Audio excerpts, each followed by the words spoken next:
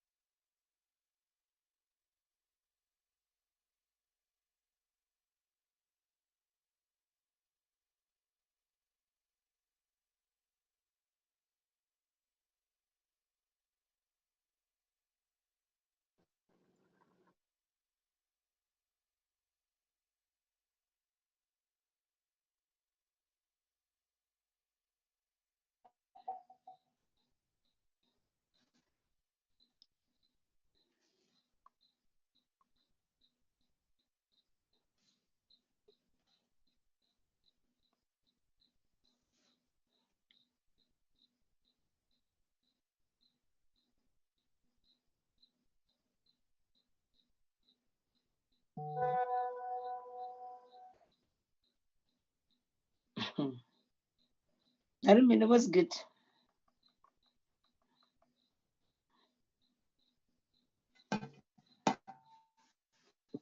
Energy, why we're not with. Come on, Nayon. But I Parliament. the whole week. It has been like this the whole week. Parliament was sitting from 10 to 6, 6:30. And then we were holding our committee meetings since Tuesday, Wednesday, today is Friday. We want to finish everything. It's our last day. It's our last day, Mr. Gidi. You must understand that. But it's Friday today. Evening, Chair. How's our colleague Lokower? But it's Friday today, Chairperson. Work must be done. Huh? Work must be done. You can postpone everything. You can Ariambi. Hey. Ariambi. MEC Makam. MEC Yes, Makam. Chairperson. We are mindful that it's Friday. It's Friday today. It's our last working day ourselves for the term. So we must finish everything. Afa ukonu was a Red Bull Gongo. No, that's HOD. That's counterproductive. What you're saying, please. HOD, please. Colleagues, we need to start the meeting. Eh? Let's start the meeting. We must start the meeting. Let me start with the House rules. When you speak, the parliamentary communication teams are saying you must put your video on, like what I've done. They want to see your pictures, your life. That's rule. Keep our microphones muted. I'm the only person who will allow you to speak. I'll recognize you. Then I'll give you an opportunity to speak. Because there's a lot of people when their microphones are on. Anagumbu, Galaxico, Patela, Joe, CHABANE. Can I plead with all of you to mute your microphones? You know yourselves. If you want to Miriam, iPad. Can you all mute your microphones, please? Molly, can you do that? Yes, I'm pleading with everybody to mute their microphones. Keep them muted until such time, then we ask you to speak. Then we will give you the opportunity to speak. There's one Molly. Yeah, and those ones who have got gadgets that have got numbers, can I plead with you to rename them? There is 980243. I don't know who's this person. Molly has got a surname. She must do that to name her gadget accordingly. There's Huawei P40 Pro. Can you make sure Galaxy Note 10 Lite, Huawei Y6 2019? Can you rename your gadget? Can you rename your gadgets, please, colleagues? Please do that. Do that. No, when you do that, just mute your microphone, rename your gadget. I mean, we've been on these technologies issues for quite some time now. There's no one who will plead ignorance that they don't know how to mute, how to rename their gadgets. For those who don't know how to rename their gadgets, go to more. And then they say something that tells you meeting settings. It will give you an opportunity to rename your gadget there. If you browse going down there. So can I plead with everybody? Dunani Batloyi, can you mute your microphone? I'm not gonna call people's names moving forward. If you do that, I'm gonna ask the officials to remove you from the place. Let's just will be able to progress. Then I think those are the house rules. Some of you coming to this meeting wearing t-shirts. Some of your political parties, you know yourselves, and the others will send them in the past. So if you know you're not properly dressed, can you take this opportunity to also get into your room? And the rest were in a formal meeting, a committee of parliament. I don't have to call you by names. Then I want to deal with apologies now. Honorable Umza, he is in Cape Town. He needs to travel. I suspect he will leave the meeting early by 8:30. That's the first apology that I'm having at my disposal. Then I'm checking the other apologies that has been sent to me. There's an apology from the minister who had prior commitments, got a written apology. Deputy Minister Tao, attending to other urgent matters, apologies here are written, it was received. Also, Deputy Minister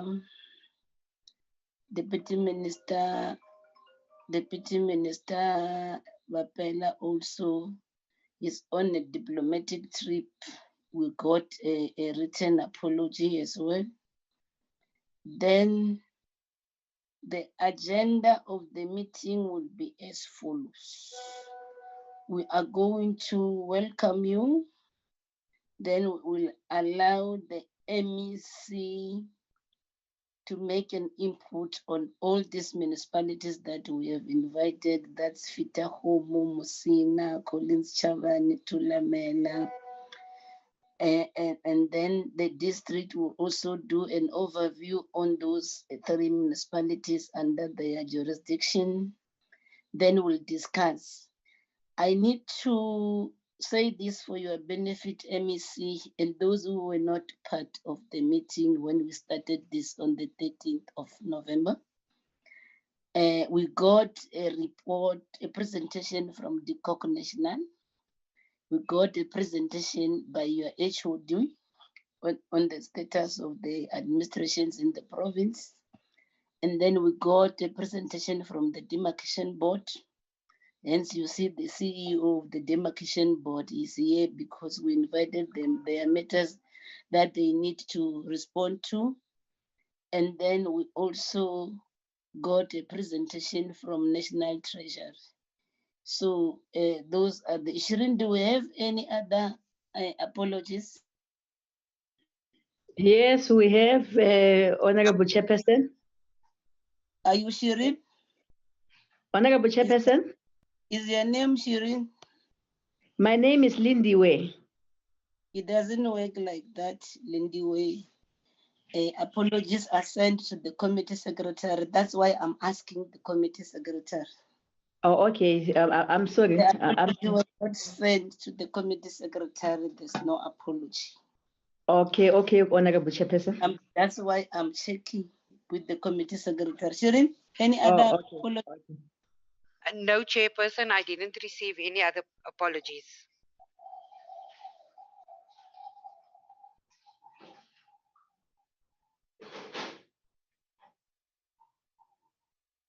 Yeah, what happened?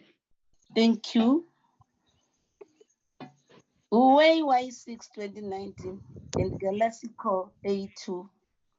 Can you please rename your gadgets? If not, also mute your microphones because you are talking while the meeting is progressing and we can hear your conversations.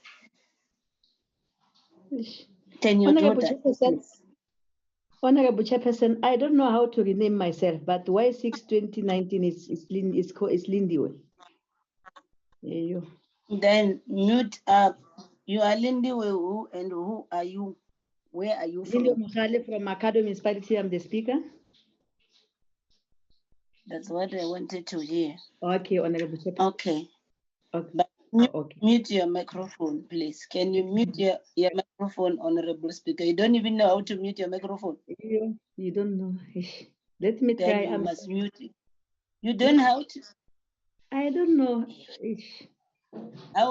How are you attending the council's meetings? I So you are attend forever disrupting the. I attend from the municipality. Yes. Mhm. Yes.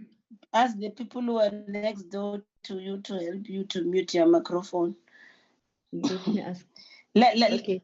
Let's proceed. Okay. Without talking, do it quietly. So don't make noise. Don't make the movements you are making because they are very disruptive. Okay. Let's proceed. I'll ask the MEC to teach you how to mute a microphone, Honorable Councillor. Can I welcome you, MEC Makamu, and the entire team, the Limpopo delegation. Also to welcome you, the CEO of the Demarcation Board. To welcome all the colleagues from the department DCOC, because I see the DG and the entourage of the department, they are also here. Then welcome the mayors, speakers, chief whips of the municipality that I've mentioned. You do deal with the introductions and when we deal with your matters. And then to welcome everybody. There are those who are regular attendees of our meetings. We want to welcome all of them. The committee meeting we held on the 13th of November 2020 had presentation from the Department of Coxta in the province, as well as the presentation from local municipalities, Makado, Collins, CHABANE, Polokwane, Mudimole, Mokopane, regarding the related amalgamation challenges experienced since 2016. The committee also received presentations from Fetakgomo-Thubatse and THULAMELA local municipality. I need to put it on record to say the mayor of Musina attended the meeting but decided to abscond. And at the time we dealt with the presentation of the other municipalities, there was no presentation from Musina municipality.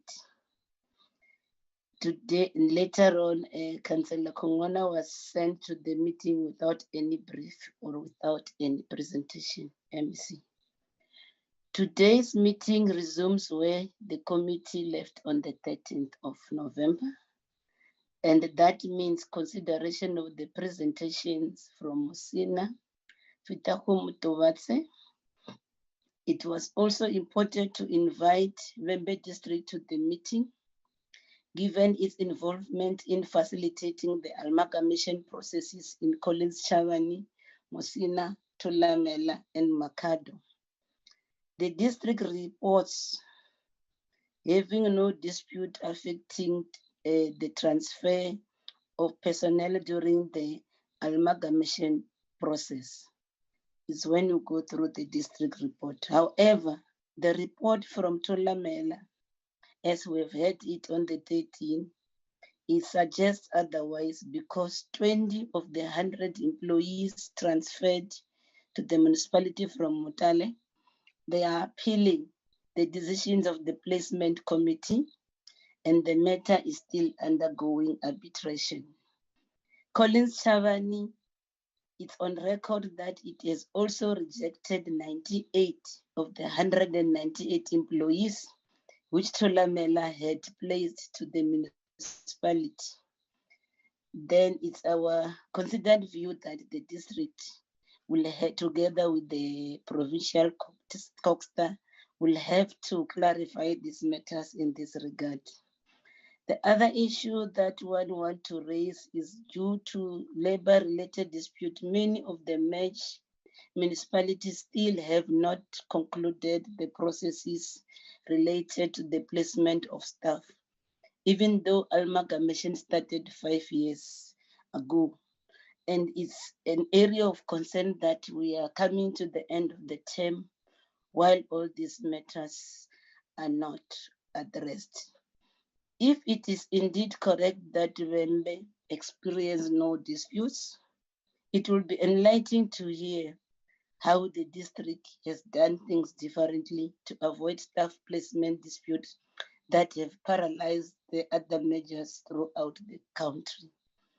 Another issue of concern has been the closing of municipal offices following the de-establishment of a municipality, in particular Mutare, resulting in communities having to travel longer distances to access services.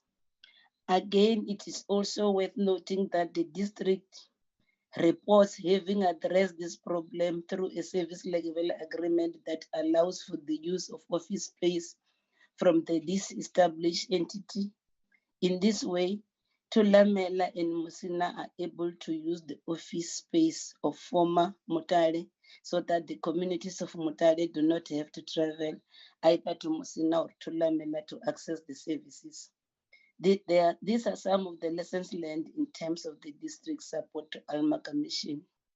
But I should say upfront, the MM of Wembe, in our meeting on the 13th, the MM of THULAMELA is on record saying that the reason why that dilapidated offices of the old Musina municipalities are not attended to is based on the refusal of the district to sign the service level agreement. So these are the matters that need to be clarified. With regard to Fetakgomo-Thubatse, it's also interesting to note the presentation that there are no financial management and governance challenges arising from the amalgamation of Fetakgomo and Greater Thubatse, apart from a few staff placement issues. Those are the issues that we are experiencing from Fetakgomo-Thubatse. But MEC, this committee has done oversight in that area.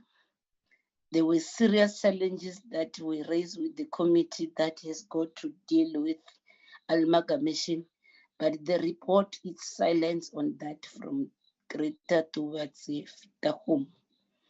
Then apart from a few staff placement issues, THULAMELA also reports relative governance and financial management stability with 6 consecutive and qualified audit reports.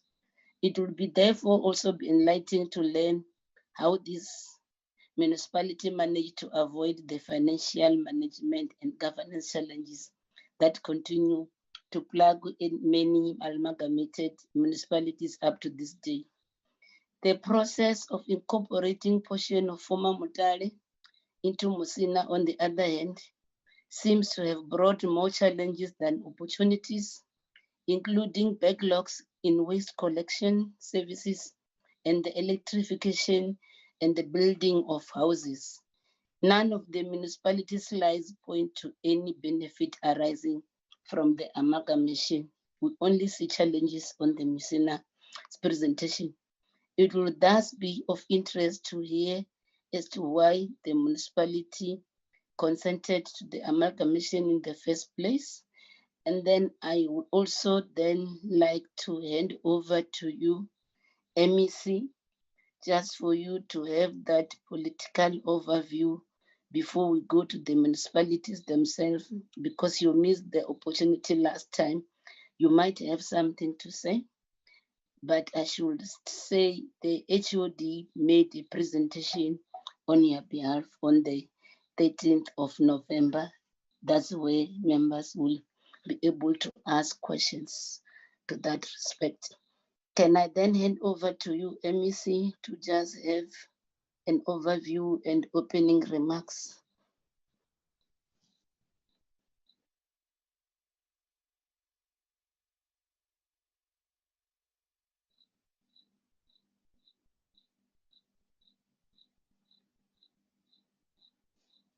Are we still together? Where's our MEC, HOD?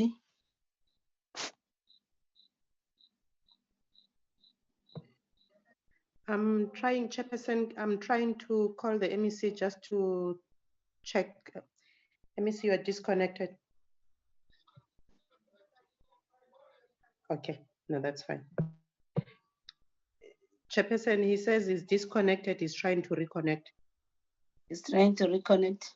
Yes, If Chair. that is the case, then we can then move with the agenda. We'll give him the last remarks as all the municipalities have presented.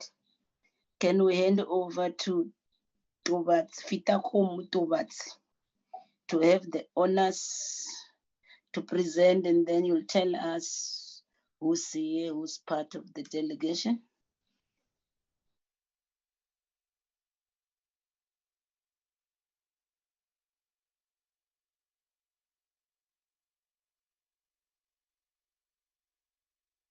HOD,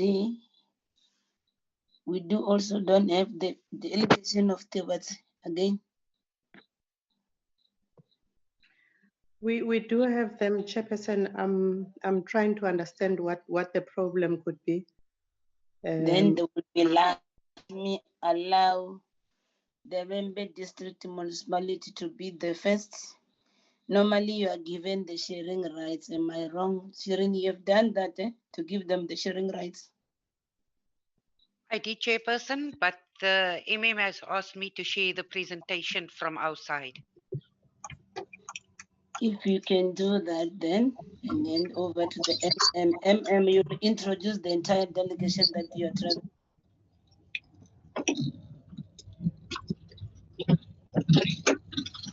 Thank you very much, Honorable Chairperson, for giving me the opportunity to present. But however, before I present, I'll have to share with you colleagues, political principals from Vembe District Municipality who are in attendance. Chair, the Executive Mayor of Vembe District Municipality is in attendance together with all the mayoral committee members, together with the political management team, Chair. And all the senior managers are part of the meeting.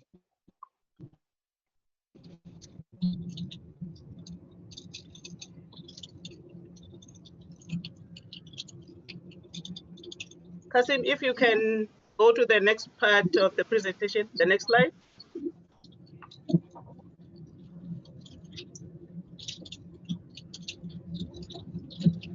I'm being disturbed by the names there.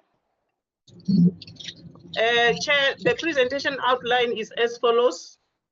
We'll have to present on the close-up report on the amalgamation processes. The second item that we'll present on, it is the transfer of staff, and then the service level agreement for THULAMELA and former Mutale offices, and the consequence management regarding the vandalized infrastructure in the area of Musodi, and then the status on water services in the amalgamation municipalities.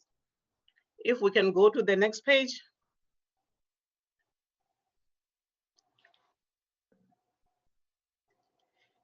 Chair, I'm being disturbed because there are names appearing there. If maybe Kasim can assist me to have the names removed where I'm presenting, because I can't go on with the presentation because there are names appearing. But then the next item will be on the close-up report. Are the names still there, or it's on your side? Because in our presentations, there's no names here. The names, they will normally appear if yourself you have clicked the participant icon. Remove it from your side. Are they still there, MM? Yeah, they're still there. Let me exit the full screen. I'm covered now, Chair. Thank you very much. Okay. Vembe And why District can't we Municipality. see your picture on the corner there? You want to see me, Chair? We have pleaded with all presenters to show their pictures. South Africa want to see them as well. Okay. There you go. Yes. Thank you, Chair. the close-up report, the role of the district on the establishment and disestablishment of the municipalities.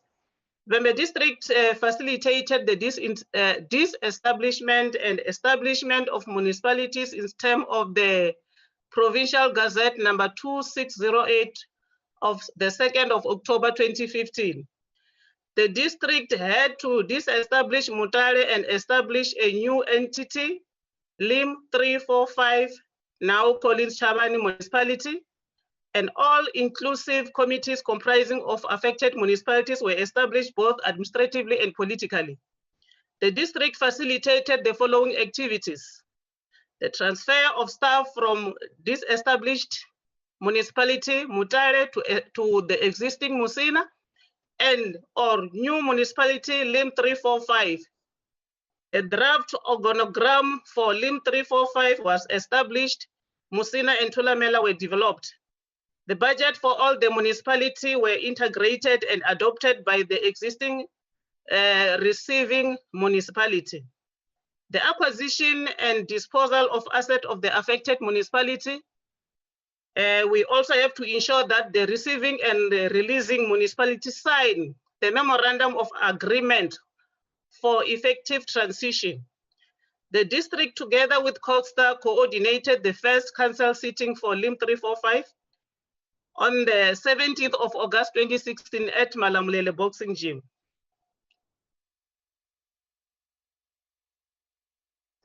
On the transfer of staff, Chair, the process of transferring staff from Makado Municipality to CHABANE was concluded after intensive consultation.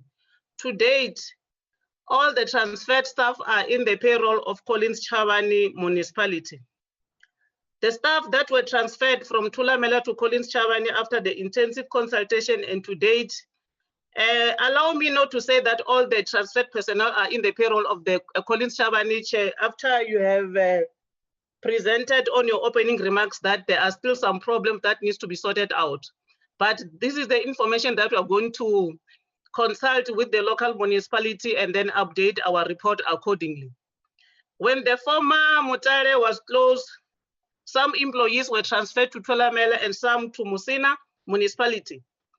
And then to date, there is no, I cannot say that there is no dispute, Chair, because we have clearly indicated that there are some dispute that we're supposed to be getting information from the relevant municipalities and make sure that as the district municipality, we're facilitating the process to finalize those disputes with the local municipalities. The district worked in collaboration with COGSTA to facilitate the transfer.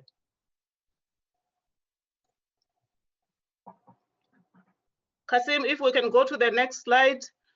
On service level agreement for THULAMELA to use former Mutare offices. The former Mutare offices are used by both Musina and THULAMELA municipality. The community with the vicinity of both municipalities do not have to travel to the headquarters of the said municipality for services. All offices are functional, but however, we have noted, Chair, that the offices need to be taken care of. On consequence management regarding vandalized infrastructure in Musodi. The matter of vandalism of water services infrastructure in Musodi by a councillor has not yet been brought to the attention of the municipality. However, the municipality will investigate the matter and will have to reflect on the progress once the matter has been finalized.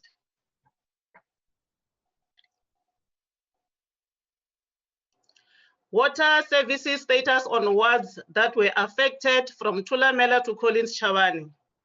Malamulele villages were under the THULAMELA local municipality administration.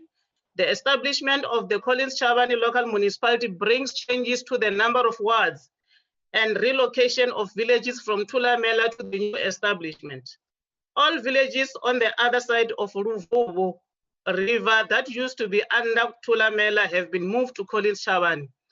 The villages such as Chukonelo, Basani, Hlengani, Saselemani, Shikundu, Minga, Matiani, Josepha, Mapope, Mabiligwe, Ntlabeni, all zones, Green Farm, Makasa, Nkobani, Shibangwa, Gandlanani, Jiro Mabambe, Ngomongo Nkavele, all villages from Shitelane to Alten, including Merve villages from Malamulele town to Mudabura, including Mukomi.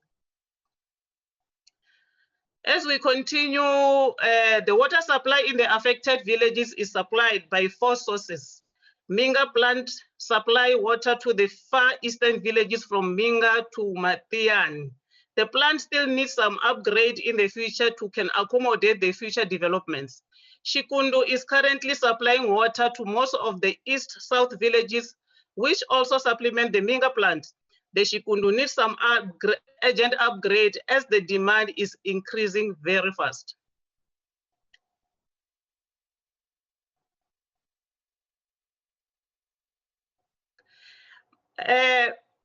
Water service status on wards affected from THULAMELA to Collins CHABANE as we continue. Malamulele East Regional Water Scheme is supplying water to all villages in the northern part. Chikonelo Line and the Giant River line supported by Nandoni scheme. Malamulele town and the villages towards the west and southwest are mainly supplied by Nandoni. There will be a site handover on the 9th of December of a project to upgrade water supply in villages such as Mukomi, Dumela, Dididi, Jim Jones, Shigamani, Makoba, Molenje, Tambaurate, etc.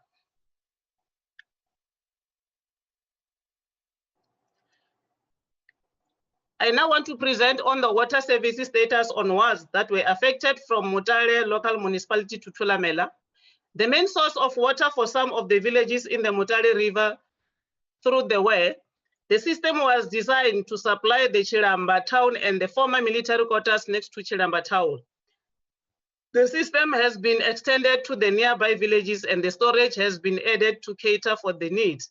The supply is intended to cater the supply ring, which start at Chapasha, Ruheni, Chihwaza, Gogogo, Mabote, Mapohoni, Chamurungwi, Ngaravani, Mabira, Mafukani, Tengwe, and Block, and back to Chiramba. The unfortunate part is that the source is aware, and due to the fact that there is no storage dam, VDM have to construct the raw water dam, which is currently stalled due to the financial constraint from the municipality.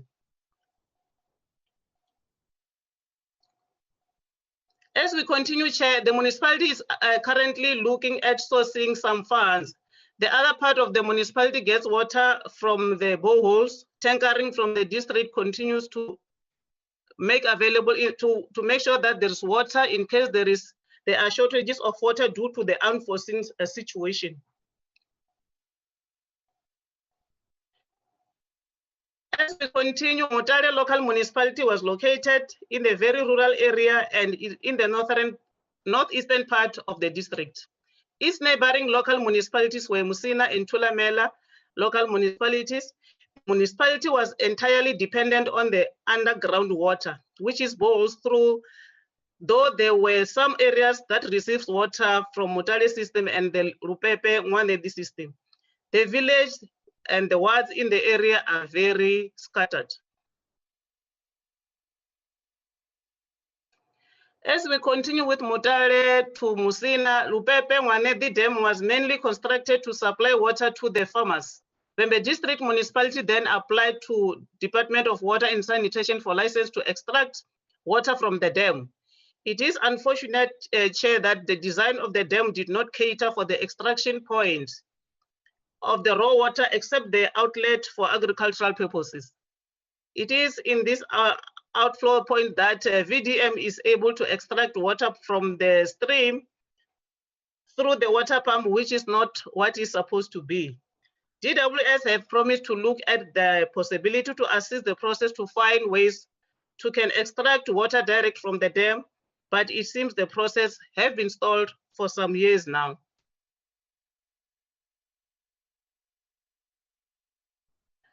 The villages on the northern part of the former Mutare local municipality are slowly dependent on the groundwater supply. VDM have constructed a bulk line from Forobode to Mbodi, which the treatment plant located in the Rupepe site. Water is very limited with the challenge that it is extracted directly from the stream, which have some limitation. The villages are also supplied through the boreholes, which is in the main the source of water for the villages. The villages served by the plant are currently falling under Musina local municipality.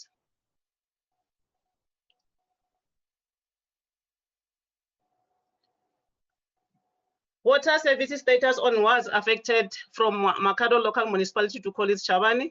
There are several wards that are affected through the arrangement and the establishment of College CHABANE municipality. Some villages, or rather wards, were moved from one local municipality to the new establishment. The demarcation process did not affect the water services delivery in the affected wards or villages. The source of water in each area are fixed asset and at time natural and could not be moved.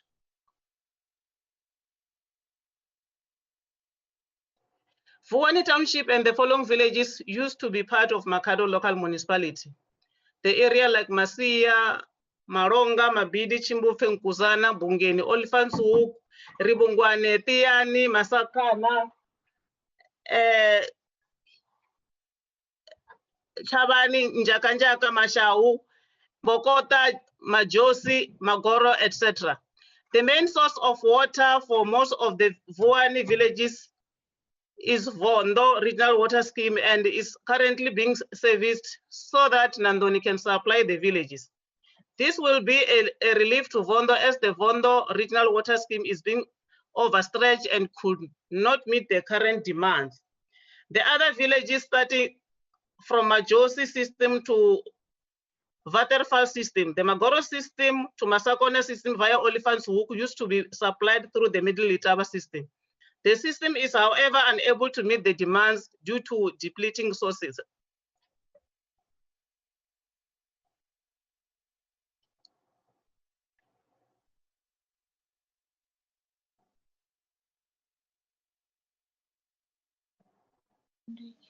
Kasim, if you can assist.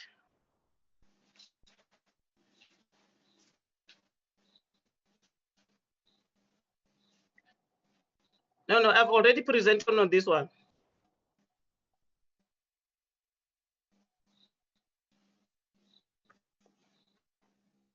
Vembe District Municipality has since constructed a bulk pipeline in 2017. If we can go to slide number 17. Slide number 17. Thank you. The district municipality has since constructed a bulk pipeline in 2017, but it is not functional due to the other part, as section B, along the main supply pipeline from Mawambe to Vuwani, that DWS has not completed ever since 2012-2013 financial year. The affected communities are currently relying mostly on borehole water that the district has drilled. The Middle Itaba system is also assisting in the ad hoc basis. There is a technical report that has been approved for funding to continue construction of bulk water supply pipeline and some reticulation. VDM have committed MCAC funding for the medium-term expenditure framework, and the project is not able to get space for implementation now. If we can go to page 18. On slide number 18, as we continue for Makado local municipality to Collins CHABANE, there are currently projects that are being implemented in other words that affects the Vuwani area and are as follows. We've got Vuwani to Fayobom multi-year project, Maronga and surrounding villages, Mashau and surrounding villages.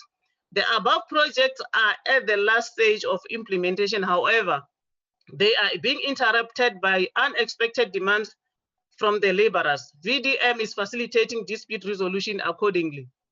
If we we can go to slide number 19. Water supply challenges. We have got critical challenges, Chair. The first one is theft and vandalism of water services infrastructure. As the district municipality, what we are doing, we are opening cases with the law enforcement agencies. On illegal connection, we're beefing up the security personnel to make sure that those who are doing illegal connection are dealt with accordingly. On the unplanned New development of settlement, Chair, we've got budgeted an amount of 1.1 million for demarcation of size.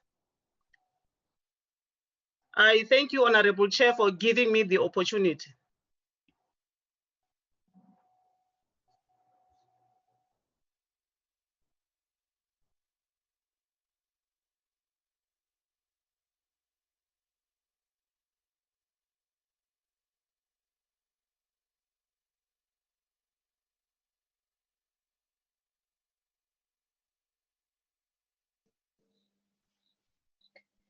Thank you, MM. Can we then allow Musina to present?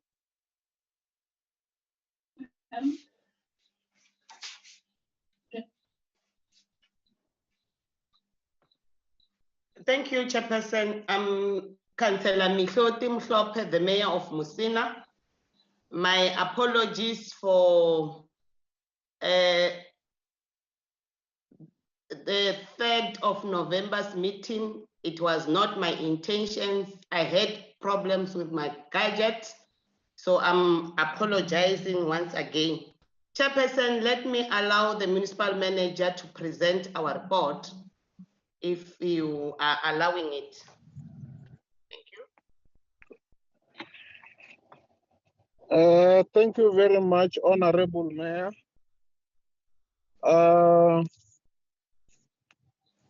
For affording me an opportunity to present on behalf of the municipality.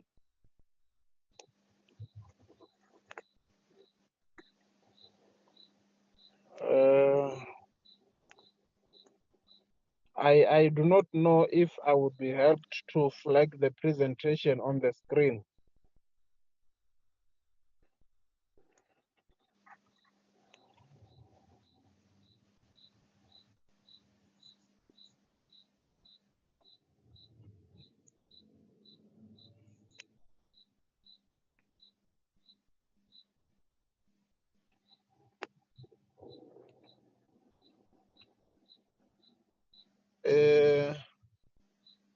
Honorable Chair.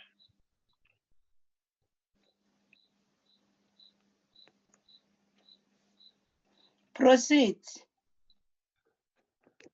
For Thank you you to very much. proceed because the mayor has given you a green line to proceed, MM. Thank you very The much. mayor has given you a green light to proceed. Thank you very much, Honorable. Thank you very much, Honorable.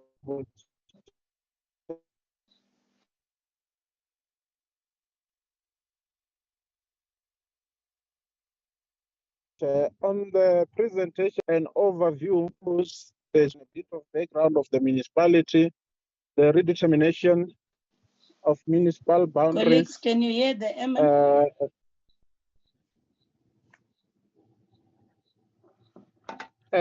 Chairman, am I audible? Yes, we can, Chair. Okay, thank you very much. The impact of redetermination, financial sustainability, mutare, personal transfer, capital infrastructure, support requirements, intervention, and the conclusion. Honorable Chair, on the purpose, we have indicated that we wanted to provide an update on the municipal boundaries. Would also want to highlight what remains unsolved or unresolved arising from the 2016 redetermination of the boundaries. Would also want to talk to the impact of the redetermination, all based on the 2016 redetermination, as well as the support and intervention that would be required by Musina Municipality.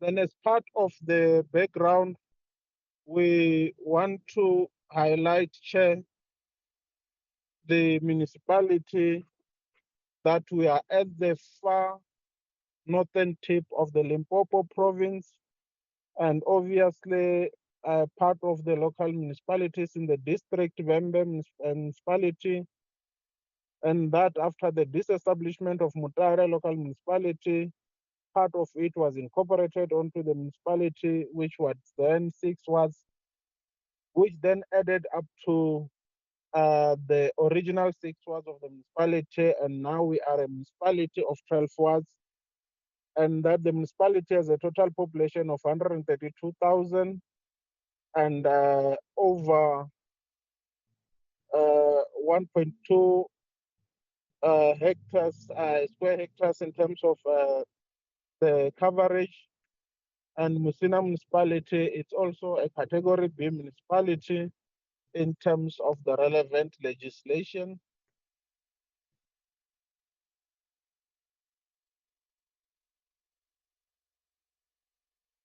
Then on the next slide, talk to issues. The first part that we wanted to highlight was on the litigation in terms of a matter that is currently sitting in the court of law that we want to make a highlight on. The details of the matter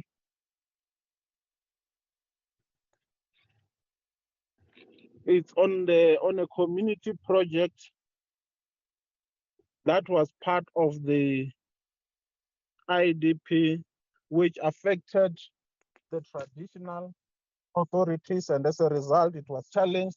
That was the construction of a sports field, and unfortunately, as we stand, it is not yet concluded. The matter was taken to the office of the King of Lavenda. It was taken to the MEC and the Premier of the province in order for them to assist us with the issue and resolving the issue.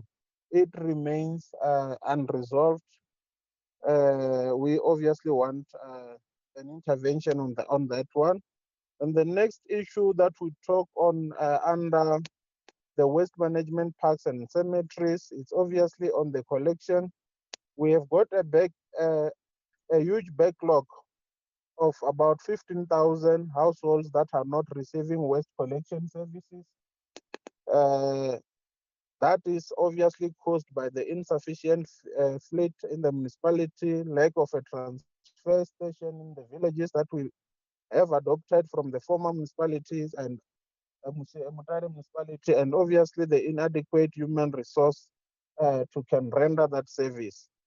Then as part of the proposed intervention, Honorable Chair, would be to procure a fleet that would augment the system of the scheme, construct transfer station in the villages that would then assist and hire staff or personnel to actually assist in such a service. Then in terms of disposal, a challenge that we are highlighting is high cost of waste disposal, and that is because of lack of a landfill site in the villages. An intervention would obviously be to have one in the villages. I should indicate, Chair, that before the redetermination of boundaries, the municipality had 5 villages, but as it stands, it has 63 villages. Under the parks, the community does not have a dedicated place for recreation. That is mostly in the adopted villages, and there are no municipal parks in the villages.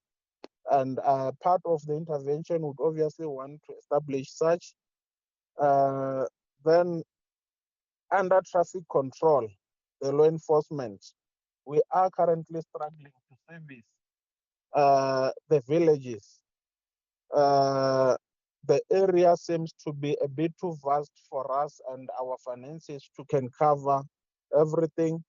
An intervention would be to have a resourceful or a resourced satellite office in the villages. And in terms of the infrastructure, we're saying the infrastructure is old, in other parts it's dilapidated. And then obviously that has to do with the cash flow of the municipality, because we obviously need to be maintaining that. Then in terms of the ranking facilities, the operators are currently fighting for the ranking facility, a very small ranking facility that we had that is supposed to be accommodating all types of public transport, including the cross-border operators. We do not have enough space to can accommodate that in town. As a result, we've got a mushrooming of illegal town taxi ranks all over the Musina town. We have written to the Department of Public Works to donate a piece of ground that we have identified that could be suitable for an intermodal facility.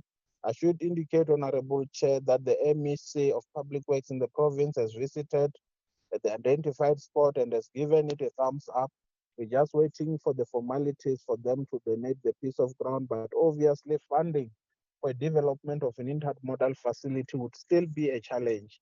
We therefore would need the relevant authorities or sectors that could assist us with putting up of an intermodal facility.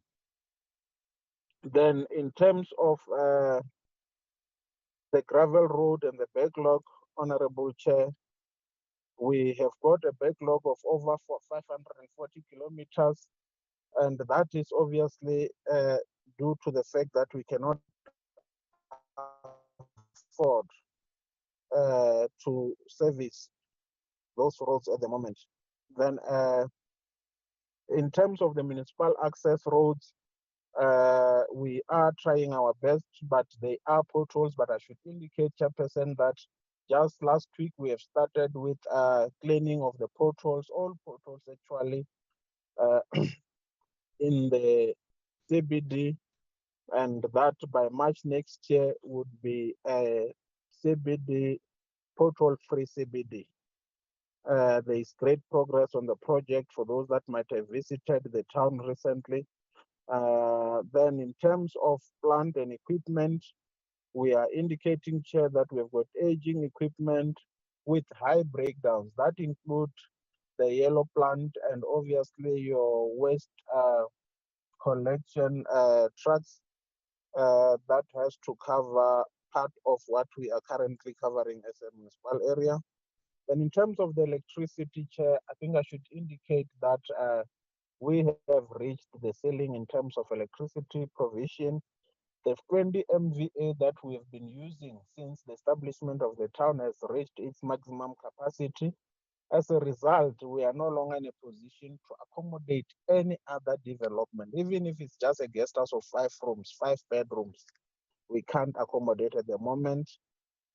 Number of households without electricity. We do not have enough budget to can electrify and energize all those houses that are currently having a problem. We should indicate, Chair, that there is also an assistance from Department of Energy. They're giving us an INEP funding, which is also assisting in some of those areas, but we still require more funding to cover all the houses. But I should indicate, Chair, over and above just having funding, remember in the villages, the municipality does not have infrastructure. As a result, we tap onto ESCOM's infrastructure and we depend on the ESCOM's capacity for us to can energize and connect the villages. Reticulation, we have currently overloaded, as I've indicated, but part of the challenges that create that is backyard in the urban areas growing rapidly. We need to create settlements for middle-income earners and other categories. And in the past 15 years or so, we have not been able to create middle-income residential stands, which could be a reason for illegal backyard dwellers that are mushrooming on a daily basis and putting strain on our electricity infrastructure.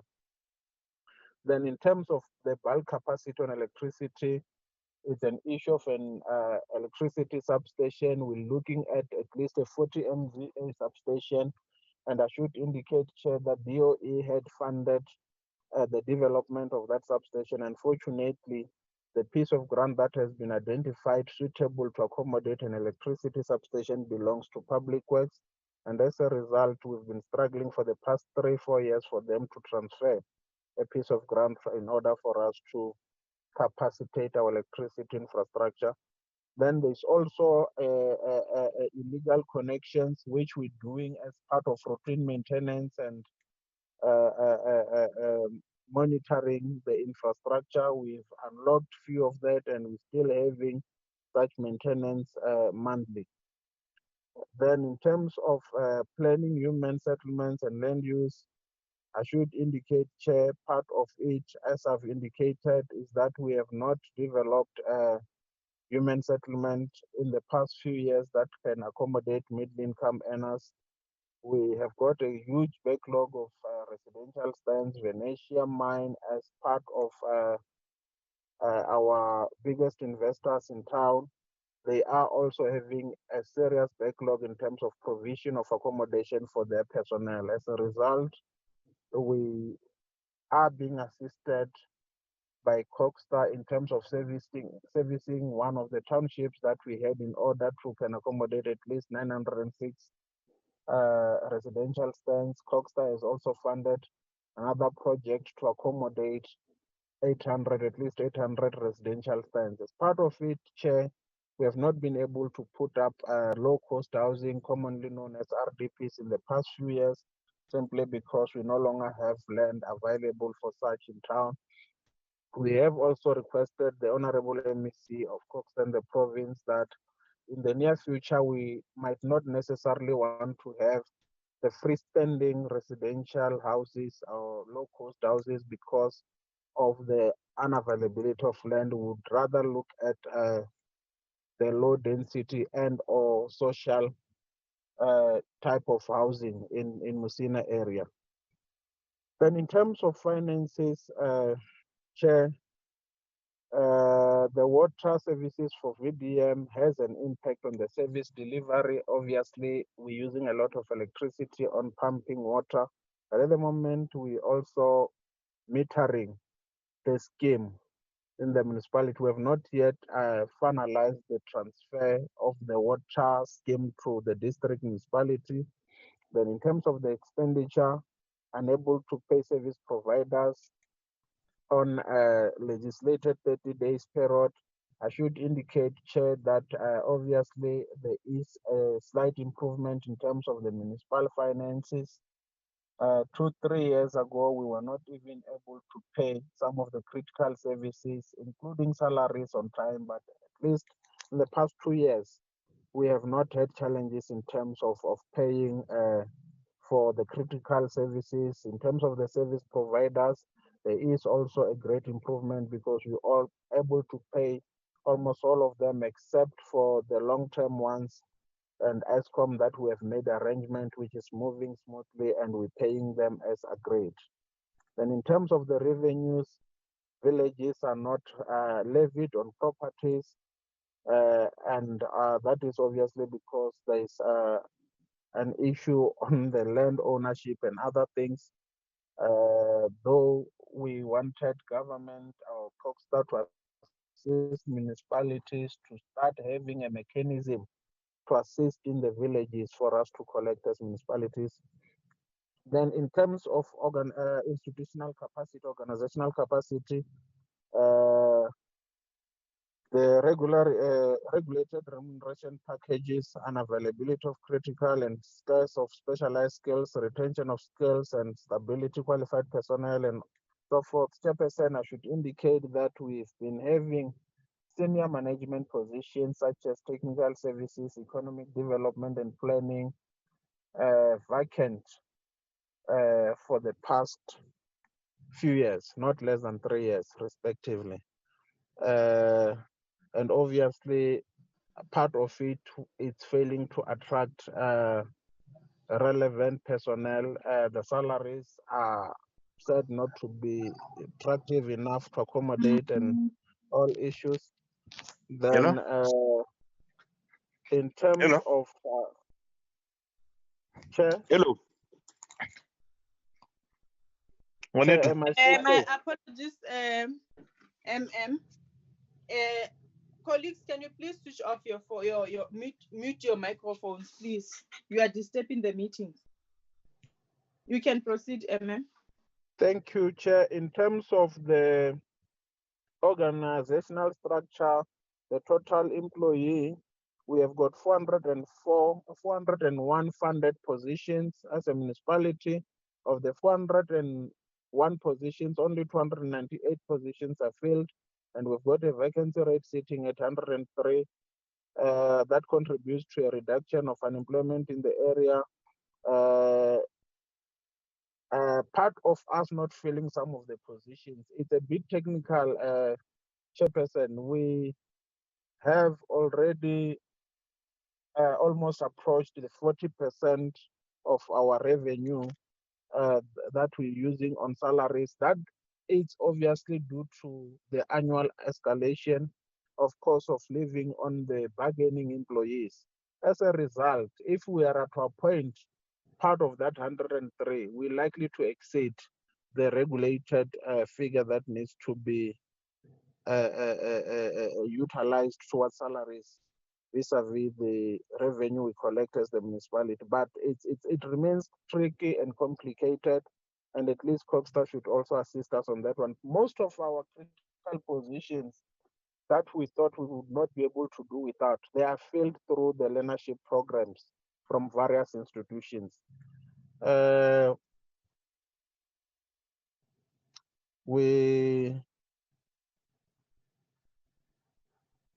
I'm skipping all these human resource slides because they speak to the training and the issues that I was actually presenting. Then on the financial sustainability, slide number 20, Chair, the municipalities not building villages, as I've indicated, the current and liquidity ratio of the municipality is unfavorable, as a municipality owes ESCOM and Bembe district municipality substantial amount of money. The district debt that we have discussed and met with the district, we proposed that it would be better for the two municipalities to write off the debts through the council processes. The municipality is unable to make proper maintenance of assets due to financial challenges. As I've indicated, Chair, reduction of overtime claimed by employees has a positive impact on finances of the municipality.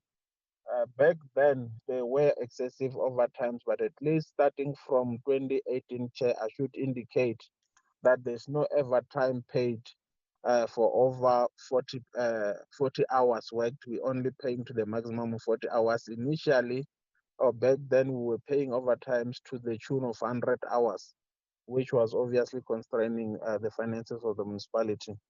Then in terms of personnel requirements, the implications, employment of additional personnel to cover services extension, increase employees related costs, change in structure resulting from span of control requirements, need for office infrastructure to cater for the remote areas, cost of furnishing and installing operating infrastructure such as ICT and the rest. Then, Chairperson, we have received a total of 14 personnel from the disestablished Mutare municipality. There is one manager traffic that we received, one superintendent, one senior disaster personnel, human PMU interns, 2 of them, GIS officer 1, manager assets 1 in the finance, the foreman 1, driver 1, driver stroke operator who is also assisting in the yellow plants. We received 1, general assistants and or cleaner we received 2, and under corporate services, and 1 under community services, and the service work under community services 1. That adds up to 14 employees from the disestablished Mutare. The consequences of the implications, Chair, is that over and above just the monthly salaries that we must pay them, there is working tools, there is PPEs, there is office space that is not necessarily provided for, and that we've been struggling not only for them, but obviously the fact that the municipality has also adopted grown from 6 wards to 12 wards, and that obviously added another a number onto the total number of councillors, and we need to make provisions for in terms of the office space and other things. Then in terms of the surface roads, I've spoken to the rehabilitation chair in the CBD or in town in the urban areas, but unfortunately in the villages, we have got a serious challenge. We are unable to maintain the roads in the villages, except for the routine maintenance as per the schedule that we have developed that goes to your graveyards, your schools, and the major access roads to the street. But the rest of the streets in the villages, we are struggling. Then in terms of theft and vandalism, Chair, there is a serious problem on that one. Almost on a daily basis, we wake up to a cable theft that affects the supply of electricity and water in the urban areas and in the villages. If they still that connects those that connects to the boreholes and other municipal infrastructures.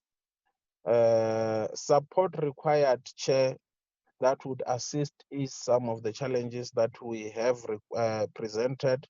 One, it's the infrastructure master plan and operational plans, the development of bylaws that relates to electricity, stormwater, and roads, the engineering standards, service standards, human resource, or at the technical services department, which talks to filling of vacant positions, tools of trade, which needs to be procured. There's other tools that we do not necessarily afford as the municipality, your SCADA system, cherry picker, vehicles, cable fault locators that are for electricity, LS sprayer, chainsaw, spiking gun, telescopic trip, pruner, concrete mixer, air compressor, and jackhammers, which we think if we are to get would obviously augment some of the services that we're rendering. Then in terms of the maintenance, that talks to the roads and the material that we use, which at times we do not have enough to can cover the entire space. The funding model for municipal appropriation to proposing that it be reconsidered, at least to have a formula that would caution expenses incurred underdeveloped areas that cannot be recovered. That is basically in the areas that we do not collect, Chair, as we have indicated. Then in terms of capacity development, intervention thereof would be funding and implementation on other areas. Chairperson, in a nutshell, that is what we have prepared as the municipality. Thank you. Thank you, MM. Now I will go to the Fetakgomo-Thubatse local municipality. Shireen, is Fetakgomo with us?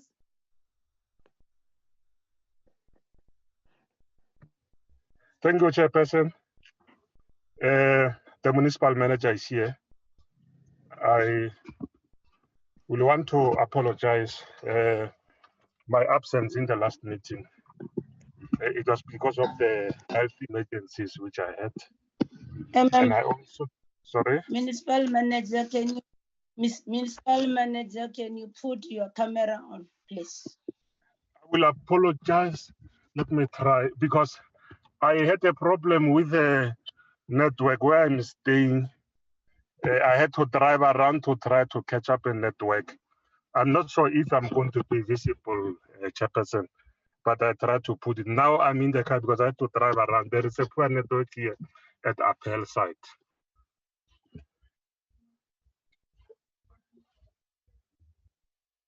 Yes, Chairperson. Can I continue? Proceed. Thank you, Chairperson. I also want to apologize for the mayor. Just unable to join the meeting. We can't see. You can't see. Yeah, I'm in the car. We can't see you. You can ask me. As well, Sorry. switch off your video, then switch it off Okay. completely. Oh, sorry. Yeah, it just Switch it maybe off, the video. the lights they are not fine. Yeah, the lights are not okay in the car. Thank you, Chairperson. Okay, proceed. Okay. Yeah, I've also indicated that I apologize for the mayor. He was unable to join the meeting. Also, where he stays is worse than where I'm staying in terms of the reception. I'll also want requested a presentation to be put. I'm not sure if I'll be able to do it on my own, but if I can be assisted, it can be flagged on so that I can proceed. Thank you. Can we go to the second slide? The second slide is a background information of Fetakgomo-Thubatse Municipality, which we have indicated the information before the amalgamation and post amalgamation. The description, the municipalities which were merged is Fetakgomo Local Municipality and Greater Thubatse Municipality. So now both former municipalities have been called Fetakgomo-Thubatse Municipality. In terms of the population, I will give a scenario in terms of each municipality prior amalgamation. The population in Fetakgomo local municipality was 93,814 as per census 2011. And in terms of the Greater Thubatse was 335,767 as per the same census. Post amalgamation, as per 2016 census, we now have 489,902. In terms of the budget, the equitable share, the former Fetakgomo had 63. The former Fetakgomo was 63,620,000. Then the MIG was 21 million. You can see in terms of the size of each municipality, they varied. The Fetakgomo, the Greater Thubatse, the former Greater Thubatse has 182 in terms of the equitable shares, 182,650,000. The MIG was 61,745,000. And then in terms of the current situation, the equitable share now 452 million. Then the MIG is 83.7 million. Then in terms of the geographic spread, maybe I think I'll not dwell much on this one because it just reflected the areas in terms of the square kilometers. I'll move to the staff complement, which shows that then Fetakgomo had 79 positions which were filled and 13 vacant. Then as per the organogram, their position was 92. Then Greater Thubatse was 248 filled and they had 26 vacant. Then the current Fetakgomo-Thubatse municipality, we've got a 314 position filled and 63 vacant. The total the total number of wards, the former Fetakgomo had 87 villages, and as such, it only had 13 wards. Then moving to Greater Thubatse, the Greater Thubatse, it was 31. It has 31 wards. In terms of the villages, 210 villages. Then currently, we had the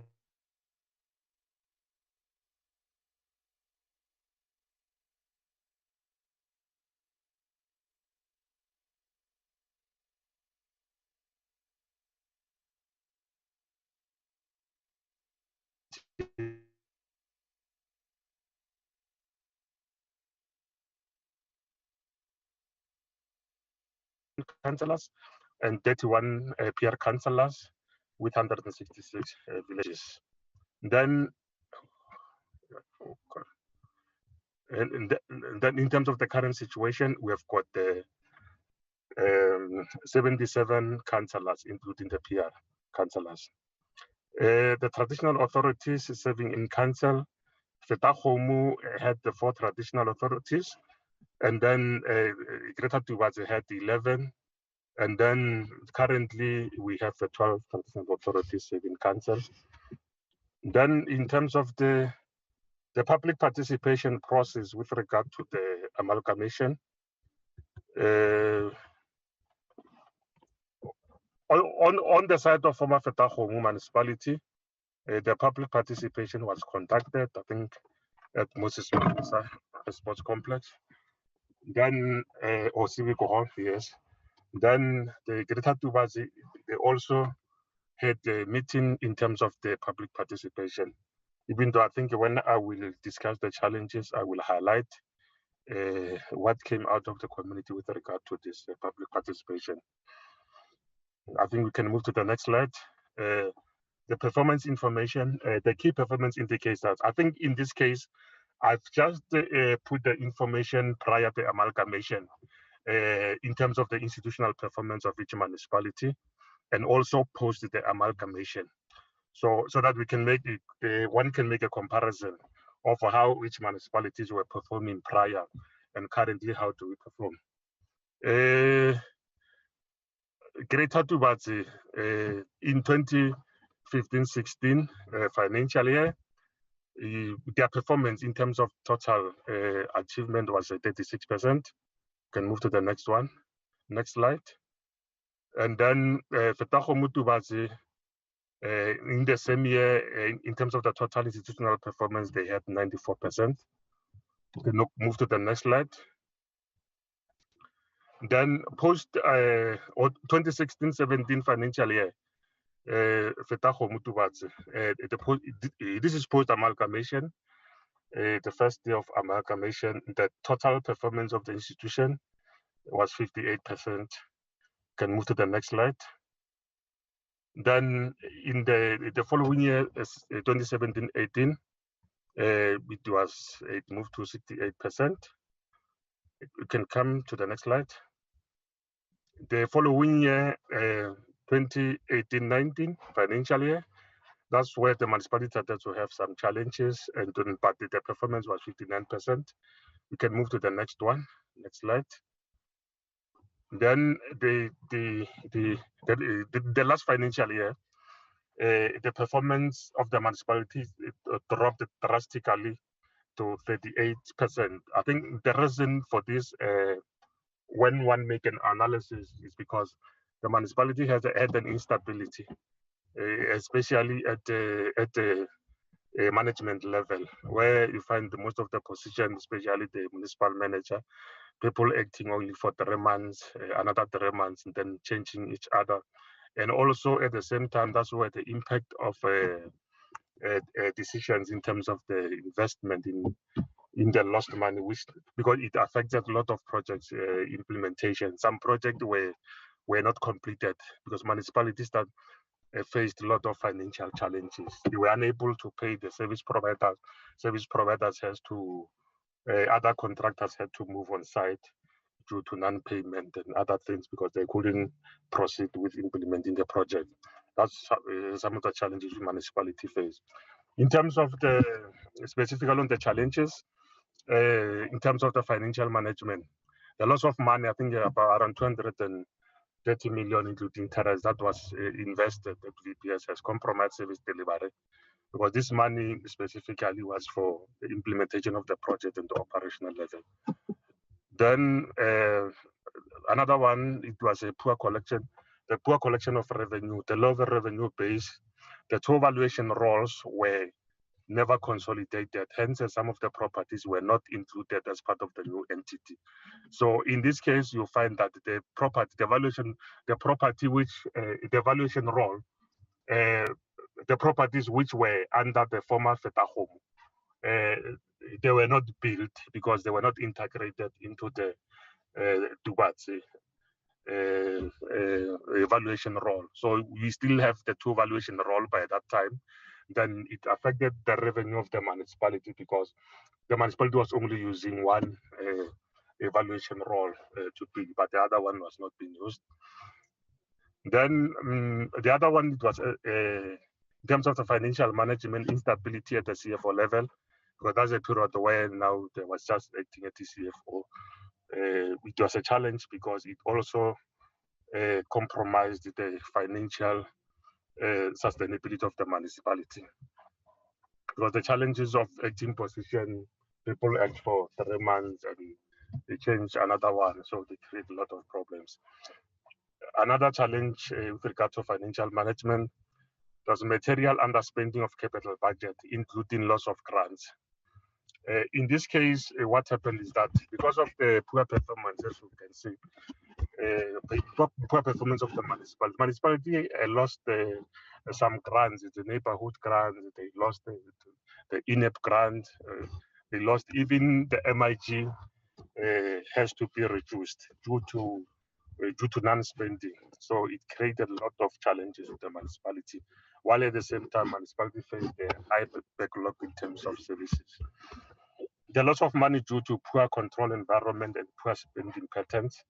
The municipality also lost a lot of money due to poor spending patterns and poor control environment. Then the consistent negative audit outcomes. Since the amalgamation, it has been a qualified audit opinion. So in terms of another impact which it had financially was a poor payment level to creditors. It was a non-compliant to 30 days of payment, which it also created a problem, especially to the service providers, taking 3 to 4 to 6 months without being paid, and others had to even go to court forcing the municipality to pay them, and we had to pay with interest. We had to pay with legal costs, so it created a lot of problems. Some projects get to be abandoned because the service providers were not paid or were not paid in time. So it created a lot of challenges to the municipality. Then the contingent liabilities, litigations due to poor financial decisions. Yeah, we had some challenges here.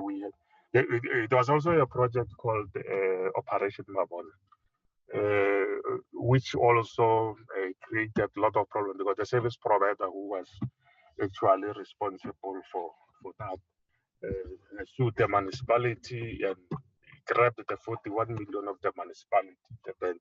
So those were some of the things which, in fact, municipalities experienced. Can we move to the next slide?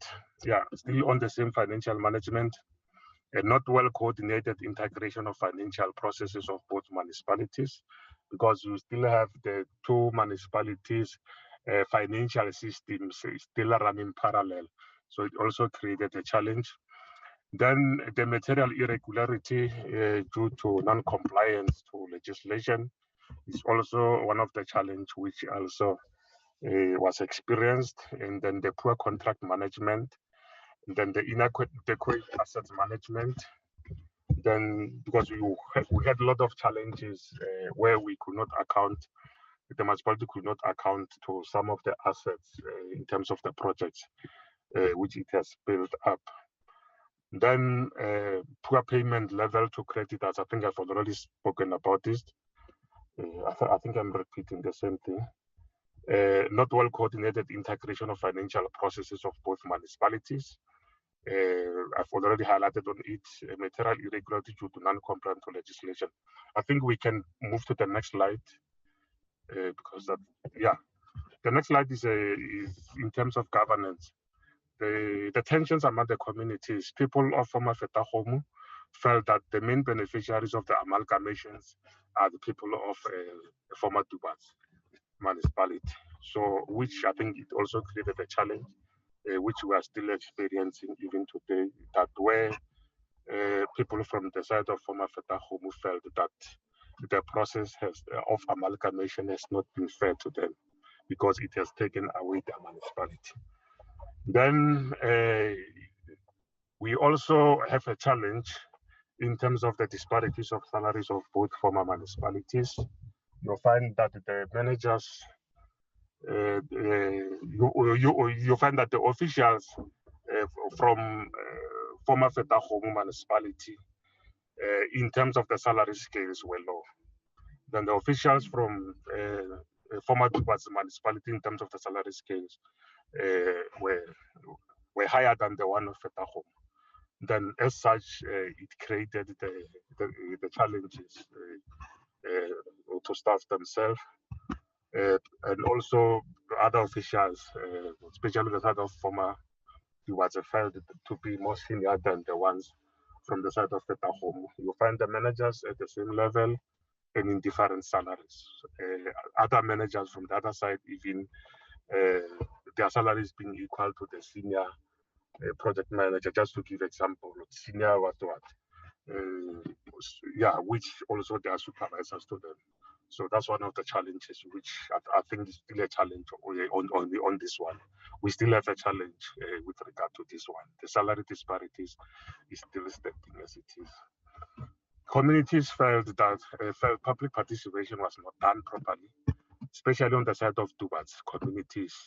I think I'm told that at some stage the team from the demarcation board was chased away because they felt that public participation was not done so regarding these amalgamations. Then, however, on the side of Fetakgomo, I think it was clear that the consultation was done, even to the traditional leaders were consulted as such.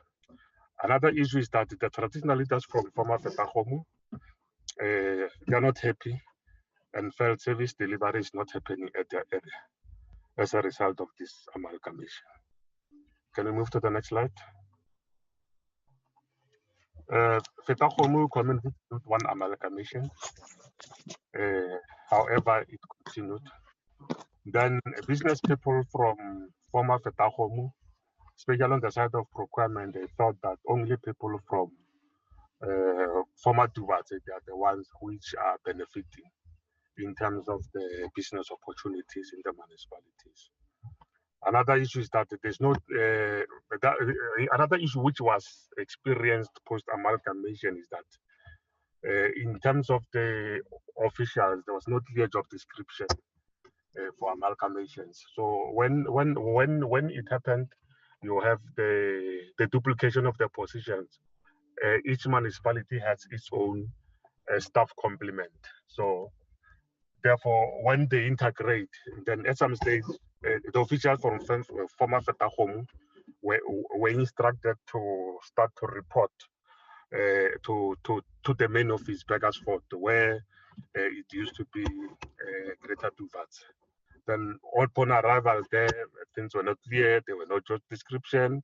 Then they had two municipal managers. One has to be a municipal manager, one has to be a COO, which I'm told that it took some time for that to be solved and settled. Then the same thing, even with the position, the managers, we've got manager revenue this side, got manager revenue that, we've got legal manager, we've got legal manager that side. Then that issue was not cleared post-amalgamation. So it also created a challenge for the staff. So also impacted on the side of the staff morale, because others felt that they were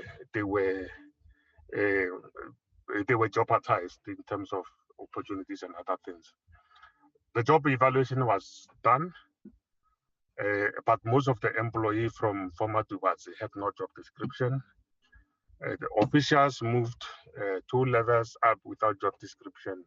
Yeah, what I'm told is that we find that from the side of former Thubatse, the officials some were just promoted without even clear responsibilities of what they are doing, given 2 levels position up.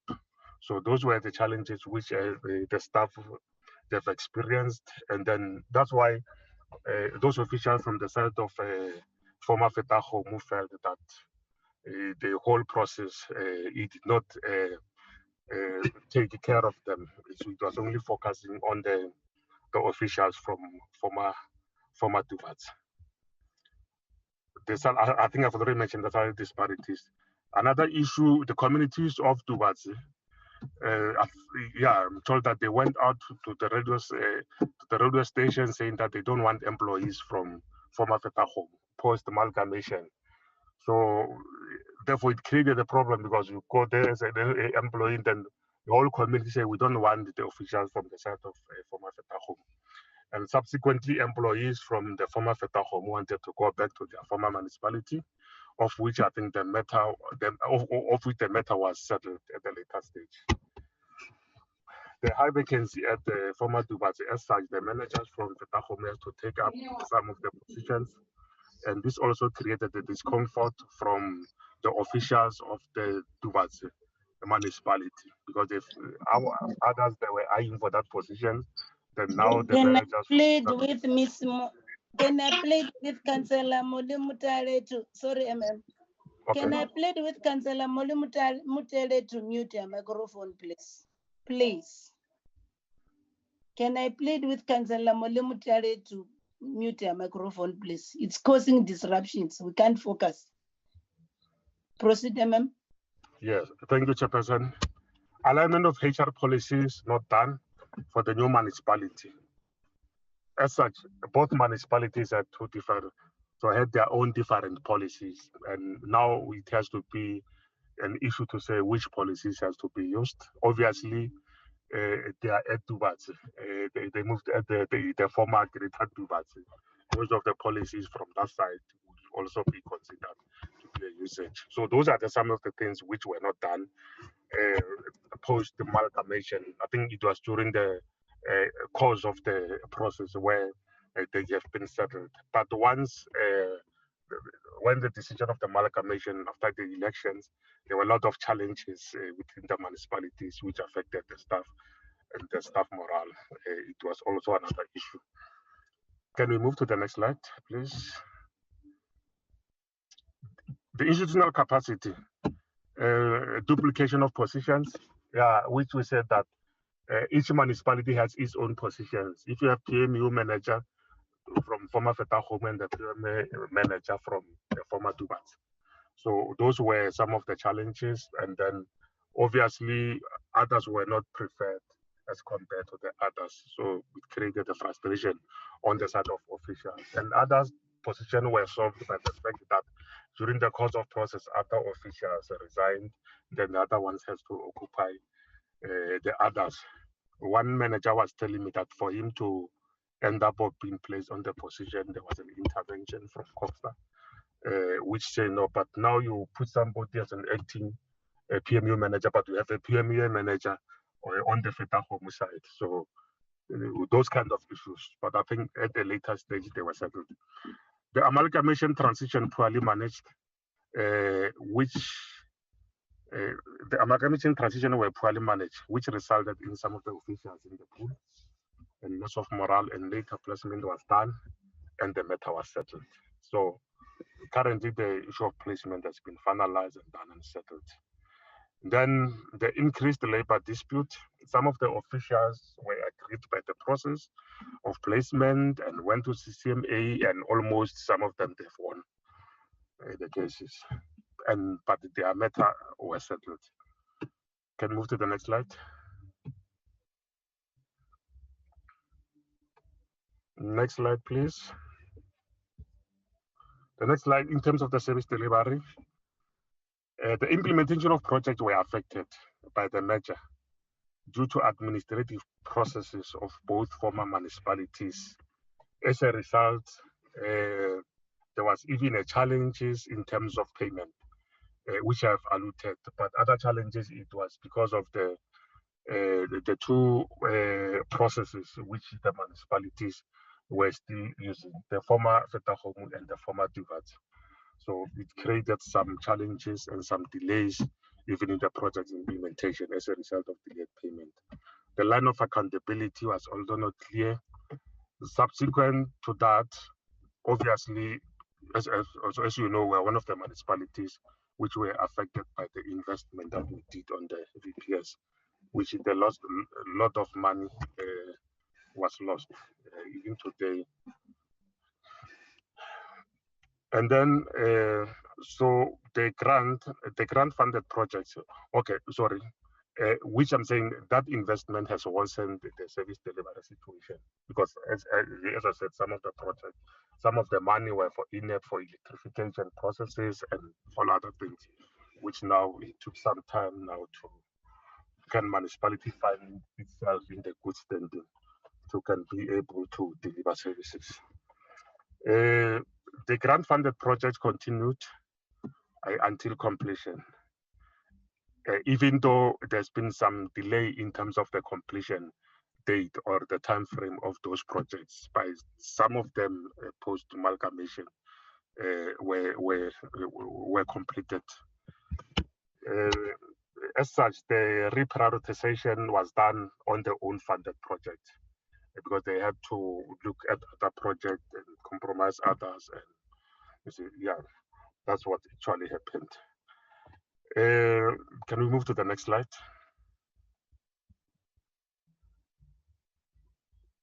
Next slide, please.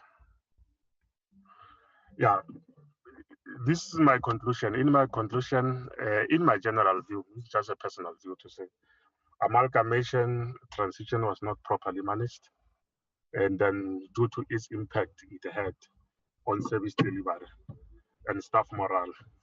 However, the amalgamation was a good decision since the financial sustainability of the former Fetakgomo was at stake and no hope of improving revenue base due to its rural nature. This side of the former Fetakgomo is just purely rural. So the revenue base in that it was going to be a challenge for some time. So therefore, for it to be amalgamated with Thubatse, with the former Greater Thubatse, I think it's a good step on the right direction. This is my personal view, which I hope that there's more benefit for the entire municipality in the long run. It may not be on the immediate effect, but in the long run, in terms of service delivery, I think the benefits will be reaped, because once the municipality is financially stable, then a trickle-down effect in terms of the implementation of the projects in the whole municipality will actually help the whole institution. I think, Chairperson, that is the end of my presentation, and thank you for this opportunity. Thank you, Chairperson.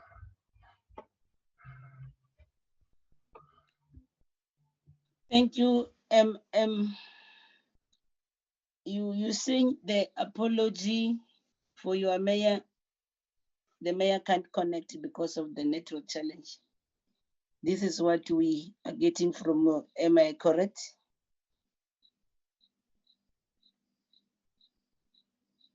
MM?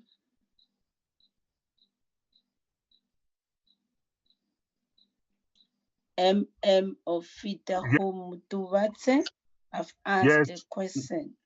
Yes, Chairperson. I'm with you, Chairperson. Okay. Yes, I'm with you, Chairperson. Can we then quickly deal? Okay, so the mayor can't connect because of connectivity problems. Yeah, the mayor's got the connect. Yeah, that's what I'm saying. The areas where he's staying, there's no reception at all. And then normally when he had to catch up the reception, he has to drive almost 60 kilos to around certain area. But now it's almost late at night. He could not be able to do that. Yeah. Sorry? Whom are you? Are you alone from the municipality in this meeting? Yes, I'm alone, Chairperson. Where's the speaker? Where's the chief whip? Oh, I thought that You thought what?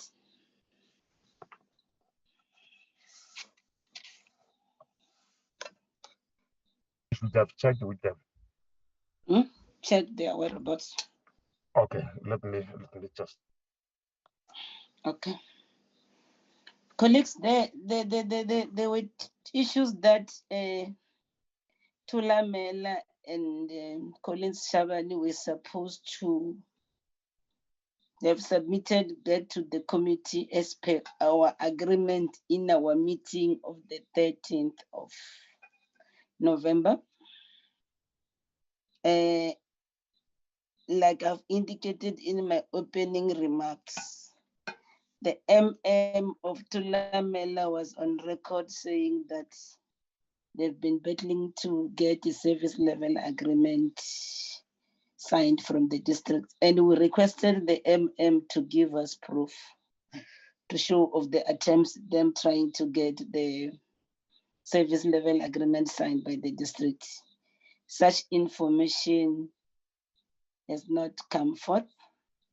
We also asked what has been the status of the employees which were supposed to be transferred to CHABANE local municipality, and for them to further explain salary bill and what plans are in place to redress the situation. The other issue that we wanted to attend to was the issue around the projects that are being implemented, that were projects initiated by the disestablished entity. And then because there's been always complaints to say these words that have been amalgamated to the municipality, normally the municipality is not focusing on them. There's been a widespread complaints, especially from traditional leaders to that effect. So the undertook Mayor Chipango that he will then submit proof that indeed there are projects that the municipality is also busy doing in this new was that the THULAMELA municipality benefited from the amalgamation. With regard to CHABANE,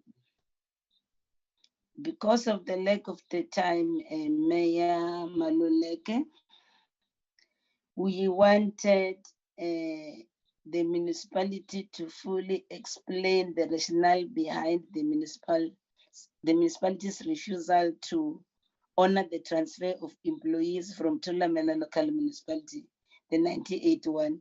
We wanted to understand the circumstances around each employee and the rationale behind the municipality refusing to honor the agreement, the transfer agreement of employees to that employee. And then vis-a-vis the skills of these 98 employees that the municipality didn't want to accept. And then we wanted to understand the skills of the employees that were later appointed by the newly established entity CHABANE, compared to the ones that they were supposed to be received from THULAMELA municipality. And then the other issue was with regard to the status of service delivery in the Vuwani area. As you are aware that we are heading towards elections now, not so long when we start these processes, you know what's gonna happen in Vuwani. So those were the issues that we wanted you, Mayor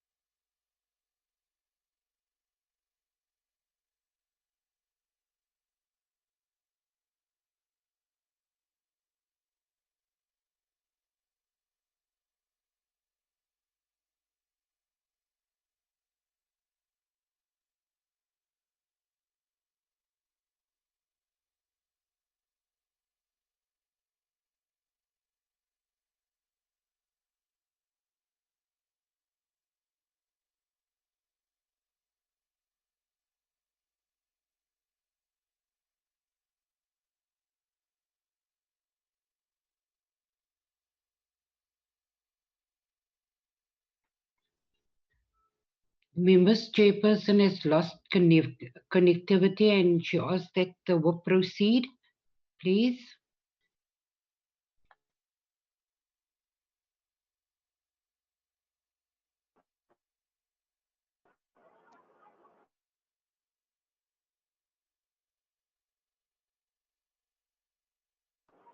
Chairperson.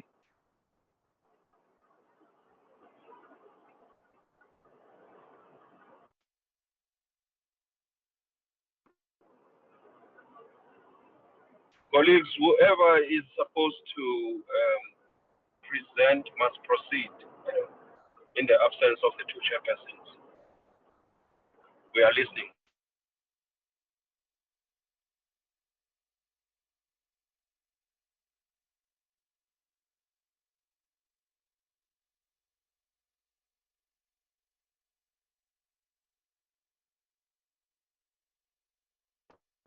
Chairperson. I seem to be back. My apologies. Anyone, whenever I want, yes, I had since asked. Chairperson. I'm here. My apologies. I'm here. Anyone, whenever I want, yes, I had since asked. I'm here. I'm here. Anyone, whenever I want, yes, I had since asked. Can I ask the colleagues whenever I'm here?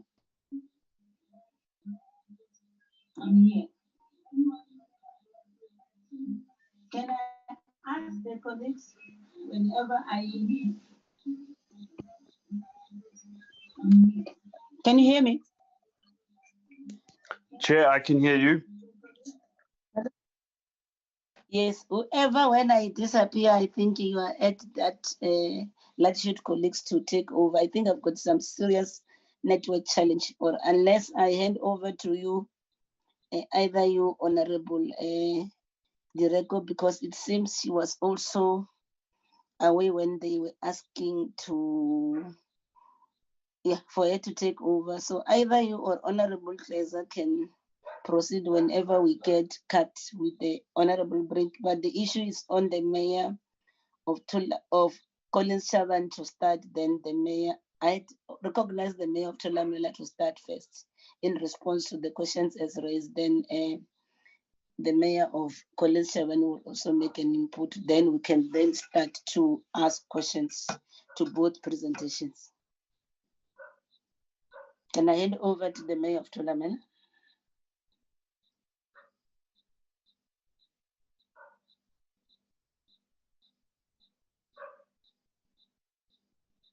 The mayor of THULAMELA.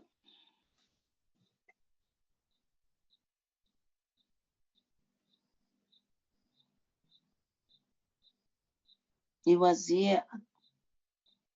Is he having connectivity problems as well? Can then I ask the mayor of Collins Chaban maybe to start in the meantime? I see he's here on the system. I can't see the mayor of THULAMELA anymore.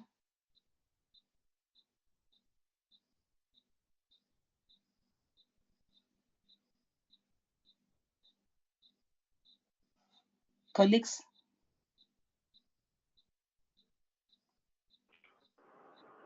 We are hearing you, Chairperson. So there's no response from the two municipalities. I'm wondering what's happening.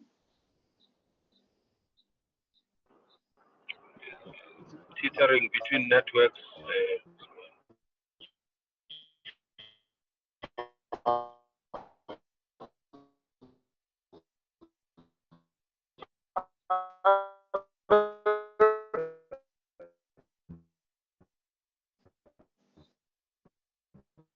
I said the MM is here. Shilak, the acting MM is here. It's in our midst. Can you assist us, the acting MM?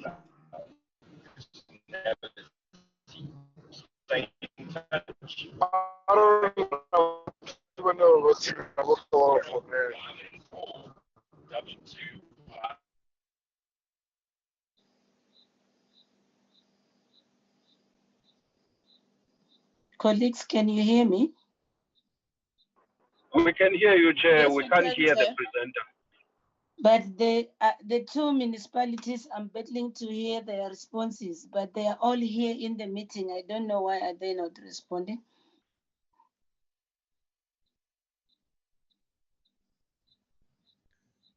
I can hear you, Chairperson. I don't know what's the problem with my mayor. Maybe he's having connectivity problems. Is it the He has MM got of a problem. Yes, it's the MM. Yes, and the mayor. So we have given you the platform to deal with the issues as raised. Can you then do that? Do the honors to do that? Yeah, my MMA, can you assist?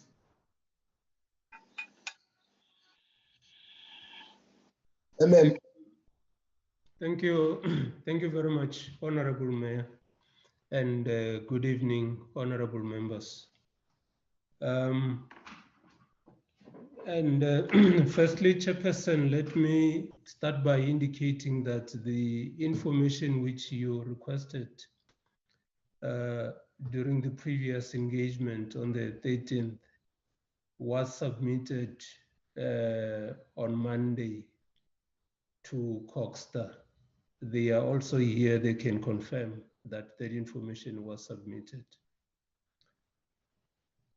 Chairperson, there's also a report which I submitted to Kasim. If I can request that it be put on the screen so that I quickly rush through it. It's a very short report. We made a presentation on the 13th. Today's presentation is just a follow-up on the issues that were raised.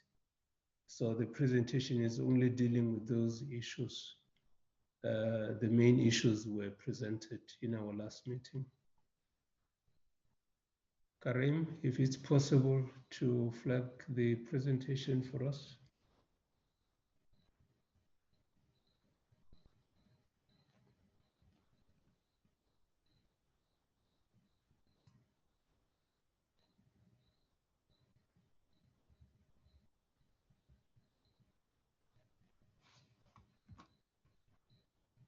With that, can we ask one Evelyn Shirilele to switch her video off because there's things that are being portrayed there. Can we ask one Evelyn Shirilele to switch her video off because there's things that are being portrayed there.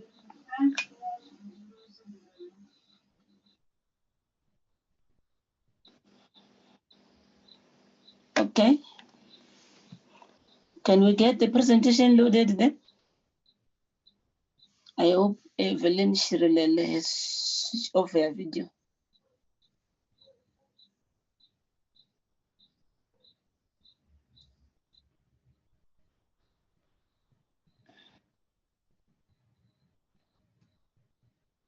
Shirin, are we getting the presentation loaded? Are we getting the presentation to be loaded? Shirin? Chairperson, I don't have anything here on my email. I can't see anything that was sent to me. And maybe we must understand the rationale behind you sending documents to the province instead of you sending them to us on the information as requested by us as the committee. Can I plead with you, Evelyn Shirilele, to switch off your video, please? Otherwise, I will be forced to ask the admin to remove you. The things that you are showing to this meeting are quite unacceptable. Can you switch off that video, please? Rather, switch off that video and then Which video, Honorable Chair? It's on the screen. You know what is in your screen. Switch off that video. Switch off that video of yours. We're seeing fingers and some strange things. There, switch it off.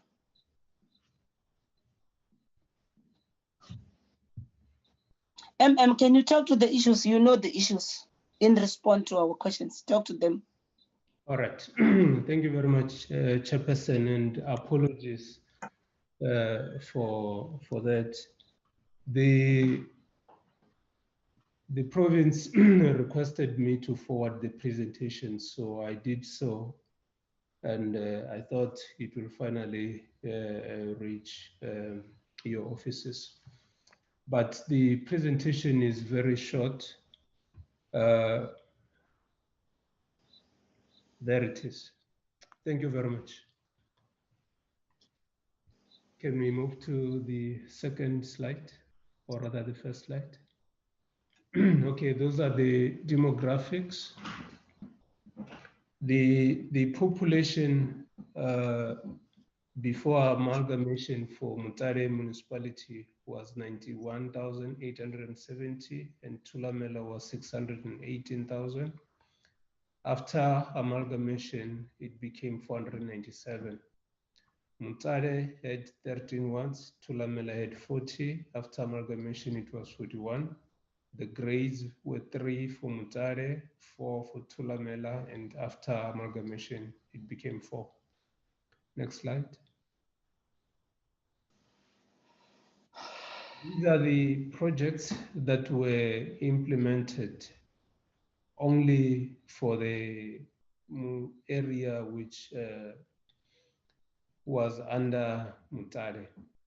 That is a sports facility, which when we took over, it was already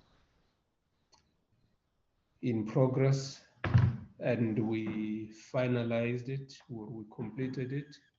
Chiramba Park, Gundani Landfill, the Guyoni, Chanzane Road, Tambaruene Road, and the 4 projects were completed during the same year, 2016-17. But the Gundani landfill proceeded to the next year or to the following year. Next slide. Next slide.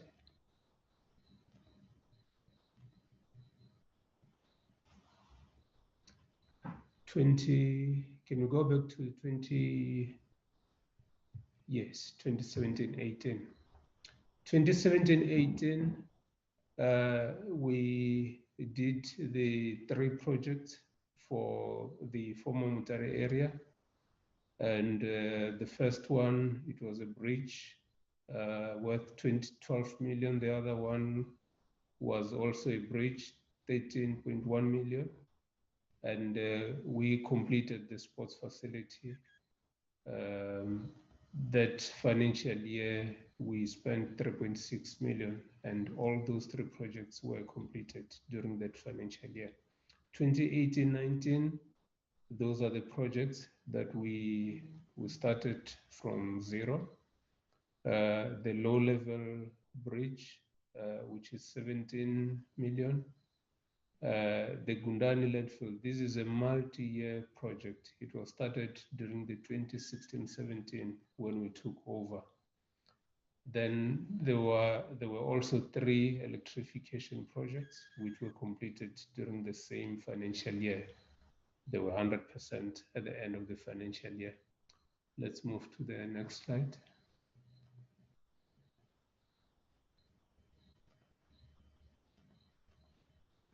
(2019-20). During this financial year, we had very few projects because of financial challenges. So in the Mutare area, we only had 2 projects, which is the Gundani landfill and the Chapasha electrification. All of them were 80% during the end of the financial year. Now, 2020-21, we have Chiramba Arts and Culture Center. This is the facility which you asked about during our last engagement, Chairperson. This is the art center which burned down some few years ago, but we had to get funding so that we can reconstruct it. We appointed service providers, and this financial year, or at the moment, they're doing designs. Immediately after designs, then there will be advertising, and we'll be starting with construction immediately when we start with the new financial year.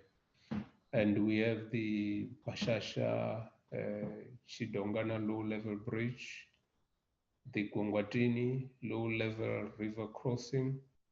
This was completed. I indicated in our last engagement that this is a state-of-the-art bridge. If you can see this bridge, you will see that really it's one of the best bridges in rural area. And we have 2 electrification projects. The other one is on design, and the other one is also completed. This one it's a maintenance of high mast, also in Mutare. Let's move to the next slide. On basic service delivery, I want to indicate, Chairperson, that from 2016-17, THULAMELA has been spending all its MIG allocations.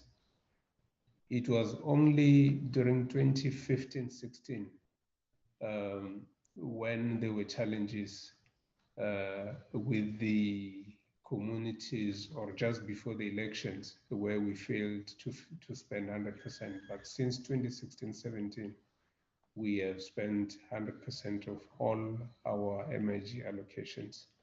In 2017-18, we received an additional 20 million because of good performance. And we also received awards from SALGA for the past 3 years for spending 100% in our MIG grant. Next slide. Chairperson, you requested that we also make a presentation on local economic development projects in the Mutare area. But let me also indicate that with LED, as a municipality, we are more of a coordinator. There are departments which are responsible, as you know, that LED is tourism, SMME, and agriculture. So with tourism, you have all these departments, your National Department of Tourism, Limpopo Economic Development, the University of Venda, TVET, Limpopo Tourism Agency, Vembe District, CEDA, and COPTA. These departments, most of them have budgets that are specifically reserved for tourism.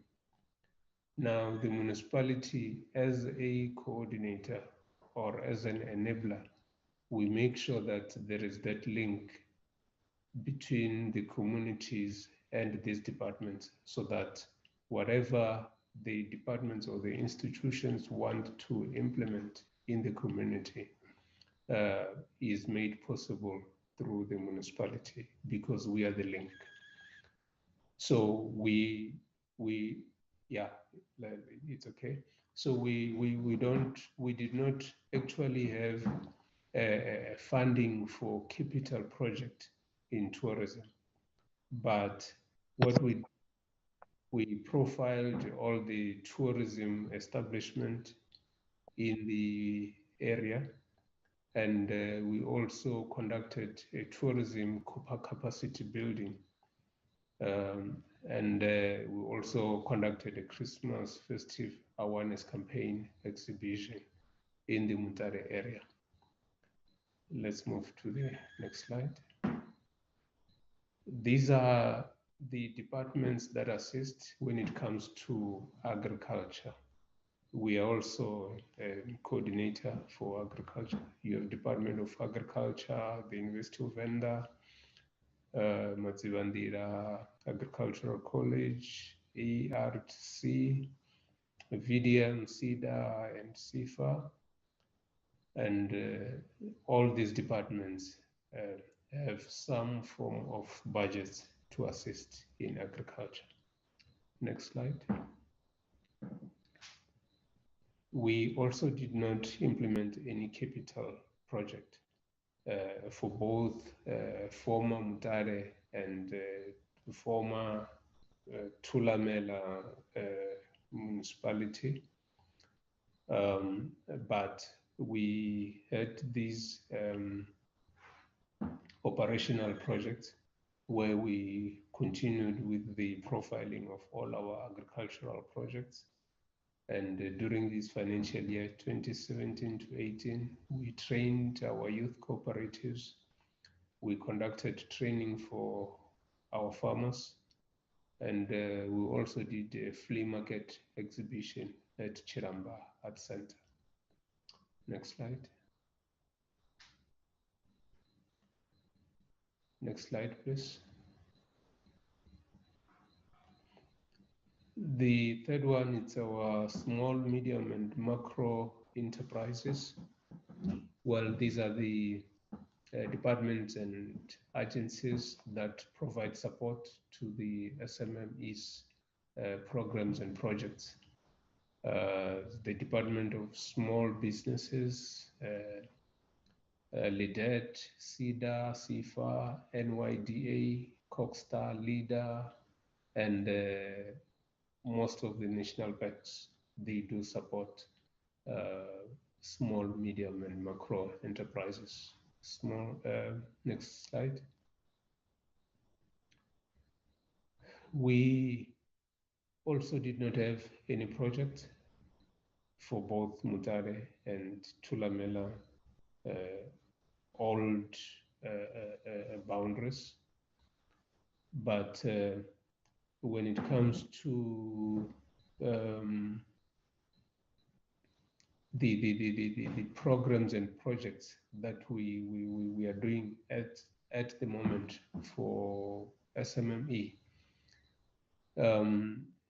as I indicated that the Chiramba Art Center burned down some few years ago. It was in August 2016. And in 2018, we appointed the engineering and consultants to start with the designs and conducting the feasibility studies. And in November 2018, the preliminary designs and inception report were submitted. And in October, on the 9th of October 2020, the final draft and detailed design or the tender document was submitted. And on the 16th of November, the evaluation criteria was submitted for inputs and comments.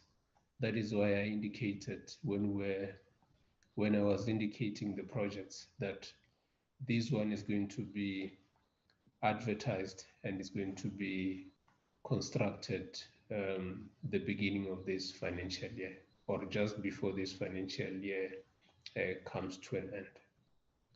Next slide. When it comes to the transfer of staff, we indicated that there were 114 employees at the former Mutare and 13 were transferred to Musina, 1 to Bembe district, and 100 were transferred to THULAMELA municipality. Next slide. The 100 that were transferred to THULAMELA, 80 were placed and they accepted the placement, and the 20 rejected the placement. I indicated previously that they rejected some of them because on the eve of their disestablishment, they were given new positions, or new positions were advertised, they applied, and they were told that they will occupy those positions in August, only when the new municipality starts. And we could not accept that as a municipality. But when the whole process was done, the placement process, we were guided by the collective agreement that was signed at the South African Local Government Bargaining Council. And it provides a guideline as to how the placement should be done. So if you are placed and you don't accept, there are processes. You can go on appeal, you can go for conciliation, for arbitration, you can go to the labor court until the matter is finalized. So as we speak, the matter is in arbitration. I was asked to also provide the cost for the legal processes until now. And as we speak, it has already costed us 403,399.47 rand. Next slide. The transfer of staff, THULAMELA placed 198 employees to LIM 345, but only 100 employees and mainly general assistants were absorbed, and 98 employees were rejected by CHABANE Municipality. In our last engagement, the MM for CHABANE indicated that they did not accept the 98 because the 98 were not doing any work for CHABANE, or they were not working in CHABANE. But the reason for that, or they were basing that on what is in the collective agreement. And the collective agreement says, yes, when you place people, you must check where those people were working. But in our case, as THULAMELA, what was happening is that we had sub-offices in Saselamani and in other areas. And in those areas, only the general assistants used to report there. But the managers and the foremen, or those people who work with those people, they will report at head office and they will drive on a daily basis to go and pick up those people and go to work or go and supervise them. Now, we were saying in our meetings that we think that these people whom you are refusing, they are also supposed to be accepted because they drive on a daily basis to areas in CHABANE to supervise the general assistants, which you have already accepted. Now, if you accept the general assistants and leave the supervisors and you leave the managers, then it means we'll have lots of managers in the office who will not have anybody to supervise because the people that they've been supervising would have left or would have been now absorbed in CHABANE. But we were not successful in those engagements. We wrote to the MEC by then, MEC Mokopane, and she tried to intervene, but the matter could not be resolved. Now, from those 98 rejected employees, some of them have retired because you remember that we're talking about 2016, it's 2020 now. Some of them have retired, others are late, and some have been promoted to higher positions, which we have been advertising in the municipality. And some of them, immediately when they were refused or when they were rejected, they indicated that, well, they're no longer interested. So we just accepted that, well, since we cannot fire them, we must just let them work because there's nothing more we can do. And that has resulted in our salary bill going very high, because you'll remember that we accepted 100 from Mutare Municipality, and we transferred 100 general assistants, mostly general assistants, to Collins. So now we have lots of managers, lots of accountants, and lots of all these people who are just, you have 3-4 people in one position. That is the challenge that we have because of those coming from Mutare and the ones that were already here. Now, the remaining number is 34, and the list is attached. Let's move to the next slide. Let's skip the list.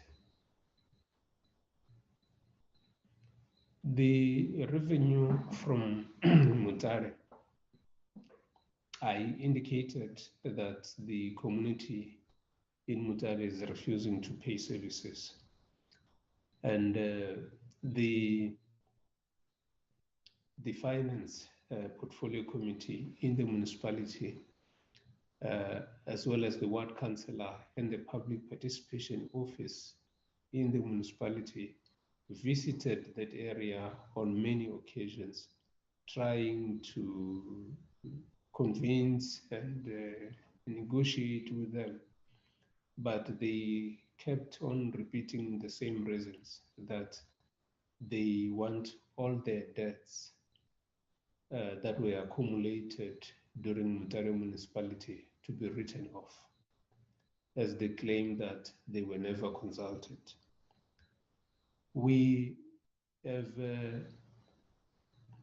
looked at that as the municipality to say, if we have to write off all the debts of the former Mutare Municipality, the communities which were under THULAMELA municipality will also demand that their debts be written off. So that will be a challenge. And what about those that have been paying their services on a monthly basis?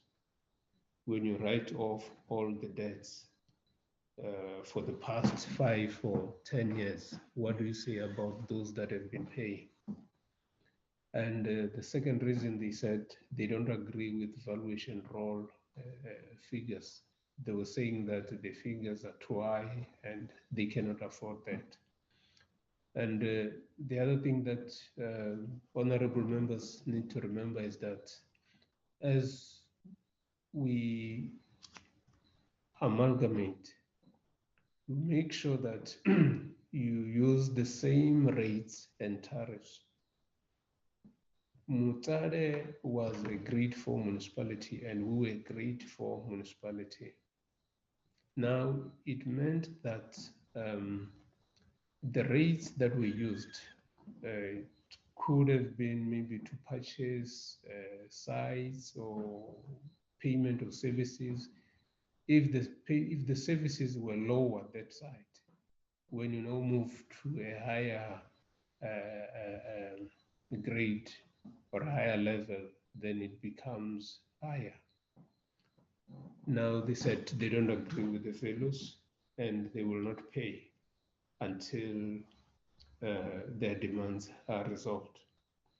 And as we speak, I requested the CFO to check how much Mutare is contributing, and we found that it is only contributing about 6% of the total billed revenue, 6%. So they are not paying. 94% are not paying. We are giving them We're billing them every month and we're providing services, their projects as I indicated, but there is nothing happening. Next slide. Now the current challenges, the high salary norm, I've already spoken to that. In 2014-15, it was at 33%. Now it is at 51%. 51% is very high. We are like, we are coming to work only to get paid, because that is more than 50% of the operational budget. And the second challenge is the placement of employees to Collins CHABANE in relation to the rejected employees. I've already spoken to that. The arbitration process outcome for the 20 employees, which is taking too long and which is very costly to the municipality. And the SANCO Chiramba in Mutare regarding the non-payment of municipal services, and as well as the transfer of municipal building to THULAMELA by Member District. On this one, Chairperson, in your opening remarks, you indicated that in my previous presentation, I said that the district is refusing to sign the service level agreement. What I said, Chairperson, was that we have requested the district to transfer the Mutare building to us because we are unable to service or to maintain it because it is not in our asset register. If it is not in our asset register, it is not our property. Now, if we go and spend money on a property which is not in our asset register, Auditor General will say those funds were spent wrongly. That will be an irregular expenditure. So I indicated that we wrote letters to the district. The first letter, which I also forwarded to Coxter, which I apologized. I will forward that letter to the Secretariat immediately after this. The first letter that was sent to the district was on the 6th of June, 2017, requesting that the building be transferred. Because the situation there is that the land on which the building was built, the land belongs to the municipality. The land belongs to THULAMELA, but the building was built by Wembe District. Now, Wembe District needs to take a resolution to say, yes, we are transferring the building to THULAMELA Municipality. Then we can then take that building and then put it in our asset register and take it as our own building. Then we'll then have rights to maintain and do whatever that we can. At the moment, we can't.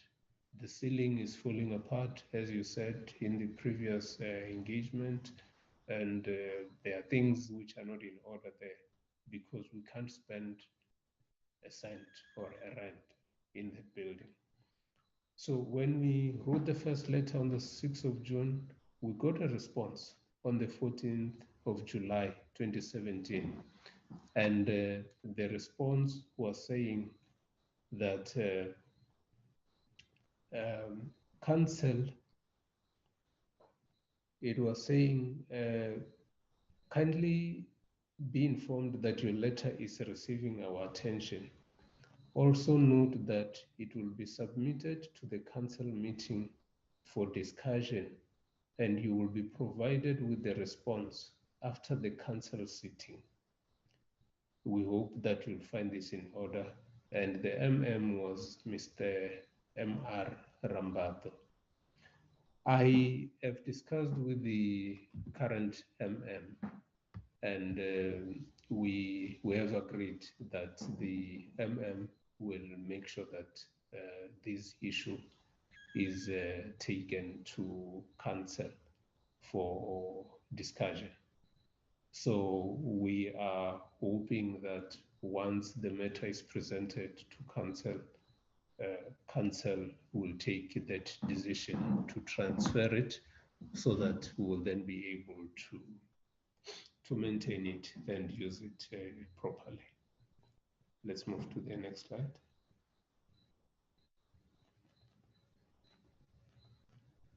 Oh, all right. This is the last slide. Thank you very much, Chairperson.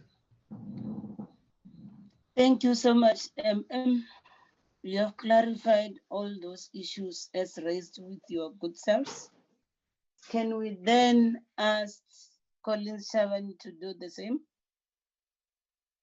on issues as raised? I see there's a lot of colleagues here, and I believe when the colleagues come, you have seen the speaker is here, the chief whip is here, various members of the mayoral committee are here. So I should think those responses and the acting MM has been aware of the issues as they were discussed.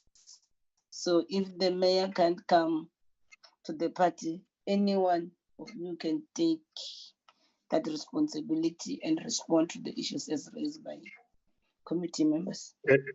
Chair, I'm available. Okay. I'm here, Chair. Yes, because initially I called your name several times. There was no response. I'm glad now that you are here. Proceed and respond to the issues. All right. Chair, is correct that you could not get me. I had a problem with my network. Greetings to you, honors present. Chair, we are expected to respond to an item around the issues of absorption of employees from THULAMELA Municipality to the then LIM 345, today renamed the Collins Chabane. By that time of the formation of LIM 345 Chair, we received 4 personnel seconded to the municipality from THULAMELA.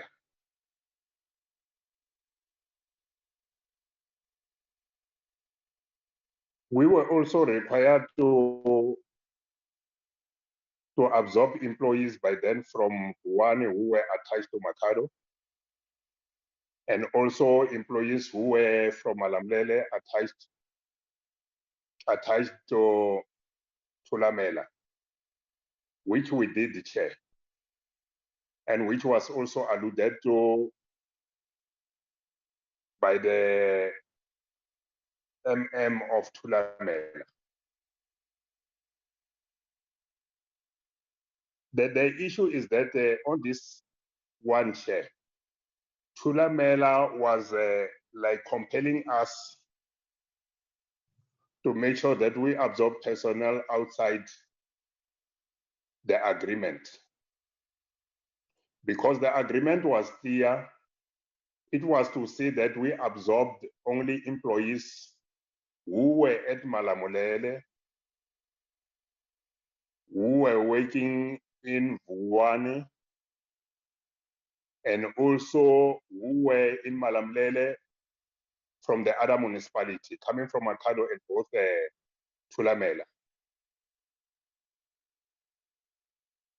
Chair, for all this time, we didn't receive an informal or formal query on the issue of dissatisfaction from THULAMELA municipality. It is now that we are getting it that there were engagements between the 2 MMs. To understand that if there were like a query or dissatisfaction, we think, Chair, that the district should have also intervened.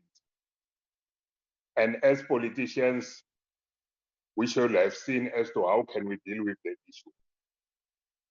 But in that note, Chair, we are not going to even get to the exercise of comparing skills of employees which we have versus those who are from the two municipalities or those or from THULAMELA, those who were supposed to be absorbed by us.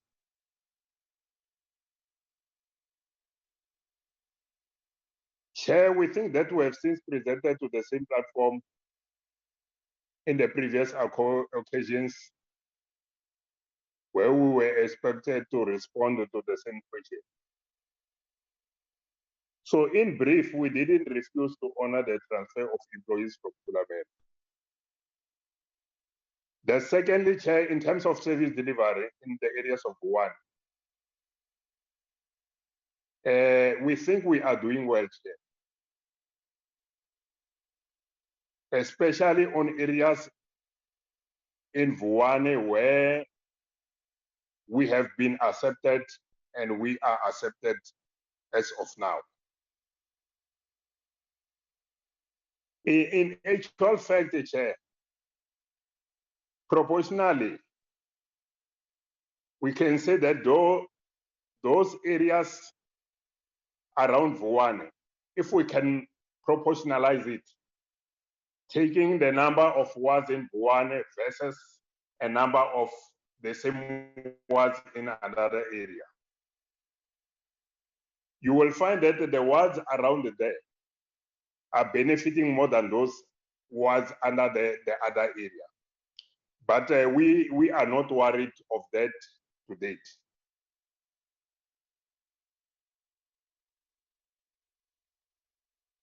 Chair, where we are coming from is well known. The reason why residents of Malamlele wanted their own municipality by then is what we all know. It is because by that time, they could not receive adequate services, which also include issues of employment. So if these two things, coupled with the lack of adequate support, which we are not getting from various departments as envisaged, you will find that, for example, Chair, since the establishment of our municipality, no single road has been constructed or attended to by RAL or the province. Chair, we think that this is an area where we are going to face, where we as politicians are going to face during the oncoming local government elections. So with me is the acting MM and my entourage. I think they can deal with other issues, especially of service delivery. Acting MM.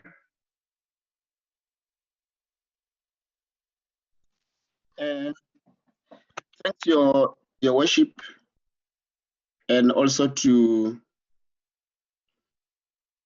greet the chairperson of the committee and other honorable members in the virtual meeting.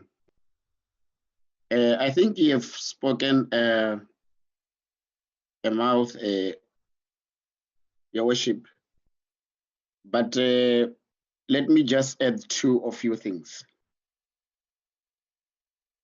The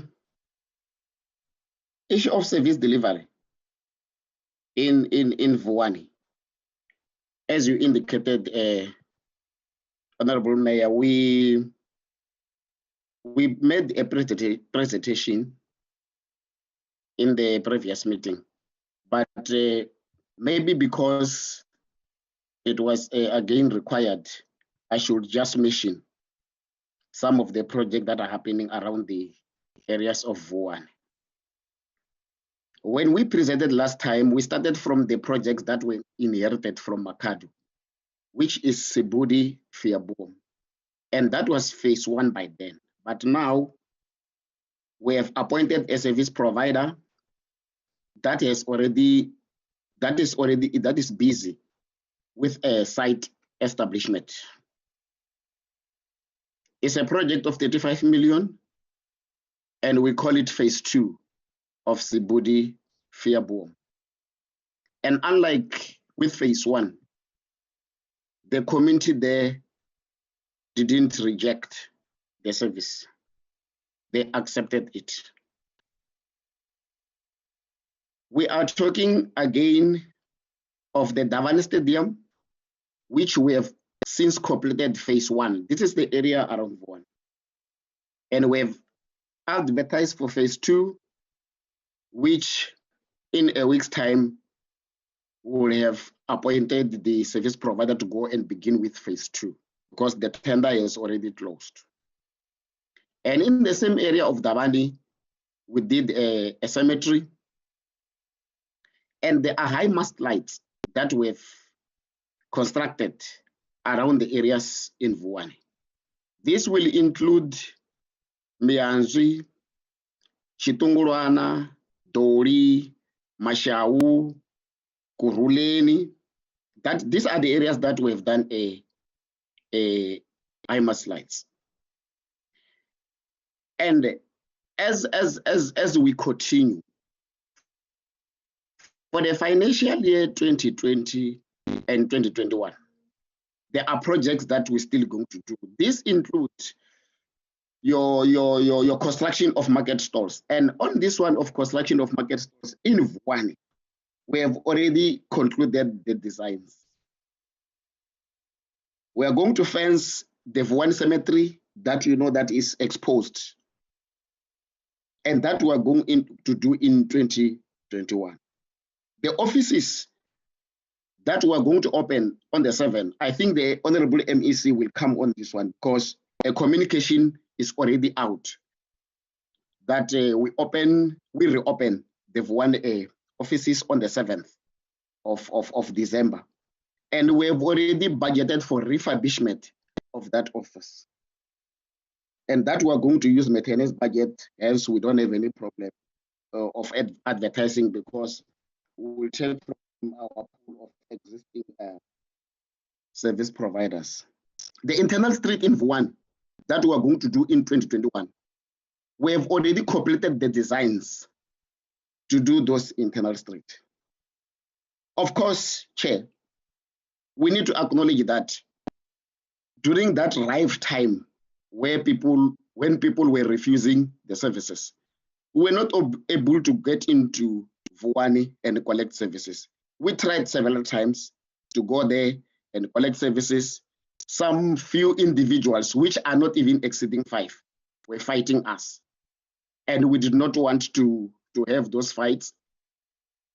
Hence, we have withdrawn our services only in Vuane in terms of waste collection. But in other areas, the services of refuse collection was running. The electrification of projects. We have electrified Masia Mveledzwa, Ekuruleni, Masia Tandavale, Amakasa, Amadobi, Doveni. This will include your Kakangwa areas. I just wanted to add that yes, we acknowledge there is a challenge in the Vuane township, but that does not mean that generally in the Vuane cluster, there were no services that were happening. And fortunately, with the intervention of the MEC for Costa, we are reopening those offices so that we smoothly run the services, which will also include a cleaning of the town. Thanks, Honorable Mayor, for allowing me this opportunity, and thanks so much, Chairperson. Okay. Executive Mayor of the district, is there anything you want to say? that you feel I think when we started the meeting, you had not yet logged in. I saw you've been here. Yes. In line with Honorable. your mandate in terms of section 154. Want to say something before members ask questions? Yes. Over Thank to you very much, Dr. Nanengo. Honorable Chair. Thank you very much, Are we- Honorable Chair, for. Are we able to see you? Can we see you? With pleasure. There you go. Thank you. Thank you. Okay. Yeah, I thank you very much, Honorable Chairperson, for granting me this opportunity to contribute in this meeting. I would like to start by appreciating what the Portfolio Committee is doing, the sterling work that you are doing, and the support that you are giving us as municipalities. This is great indeed. Let me start responding to the issue of vandalism by the alleged councillor in question. It is very much regrettable that we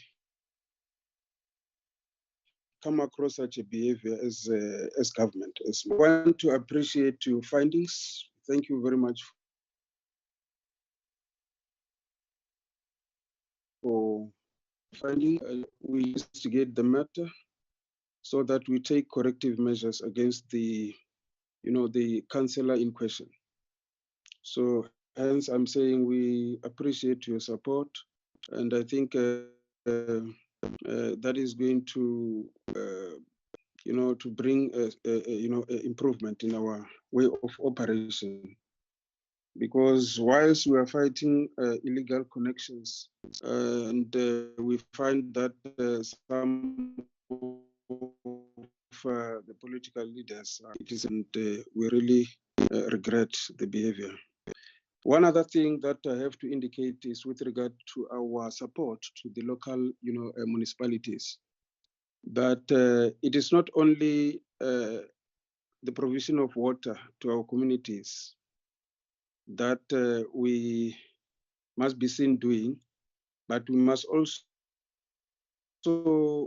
be seen supporting our local municipalities.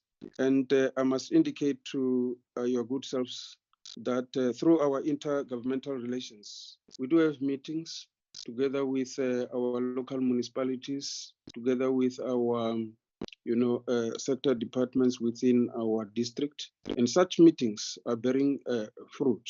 We're able now to can check our weaknesses, to can check our successes, and hence we're able to support the local municipalities.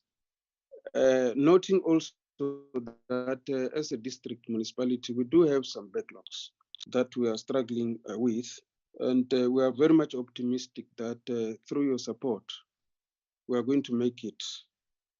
I think a lot has been said by our municipal manager when she was reporting as to how we are performing as a district.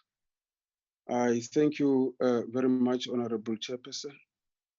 Thank you. Thank you so much, Executive Mayor.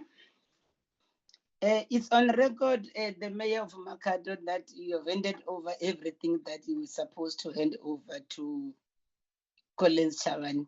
That includes your staff and everything. So you might have nothing to report on. It's not an omission, but as and when members ask questions, maybe there might be questions that are directed to you as a transferring municipality. I'm raising it to the colleagues from Makhado local municipality. Colleagues, can I see a show of hands of colleagues who want to interact with the various presentations? MEC Makamu, I had initially said because you were having connectivity problems, do you want to say something that will minimize the questions that members would love to ask, or are you gonna do it later? Can I give you that latitude to decide? Because I wanted you to open the meeting earlier. MEC Makam.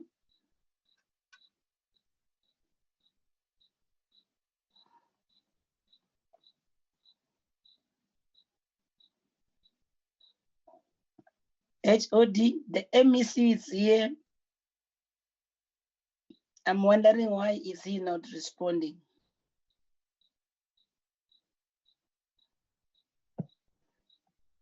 Chairperson, I'm trying to locate the MEC. Okay. Oh, he says he's there. I'm sure you are muted, MEC.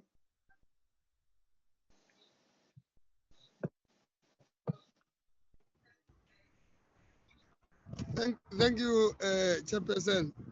Yes. I will not necessarily open my video. I'm in a car and there is no proper light where I am.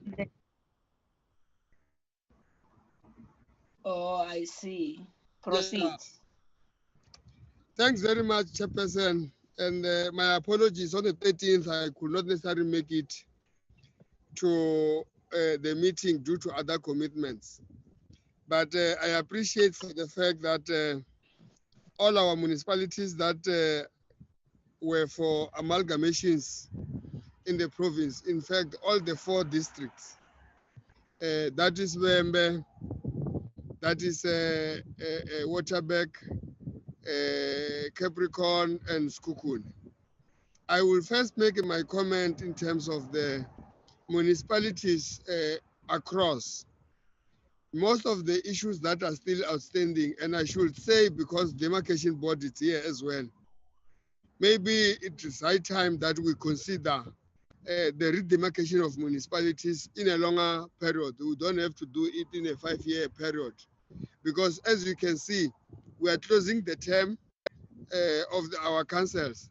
But all the municipalities as they were presenting here, they still do not have concluded other issues, more especially if you look at the HR matters.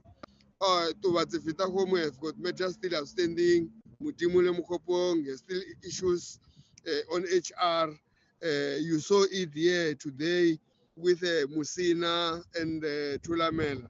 That's an indication that you need a longer period to conclude on these things. But also, the second point I want to raise, Chair, is about the matters of revenue and financial viability of municipalities.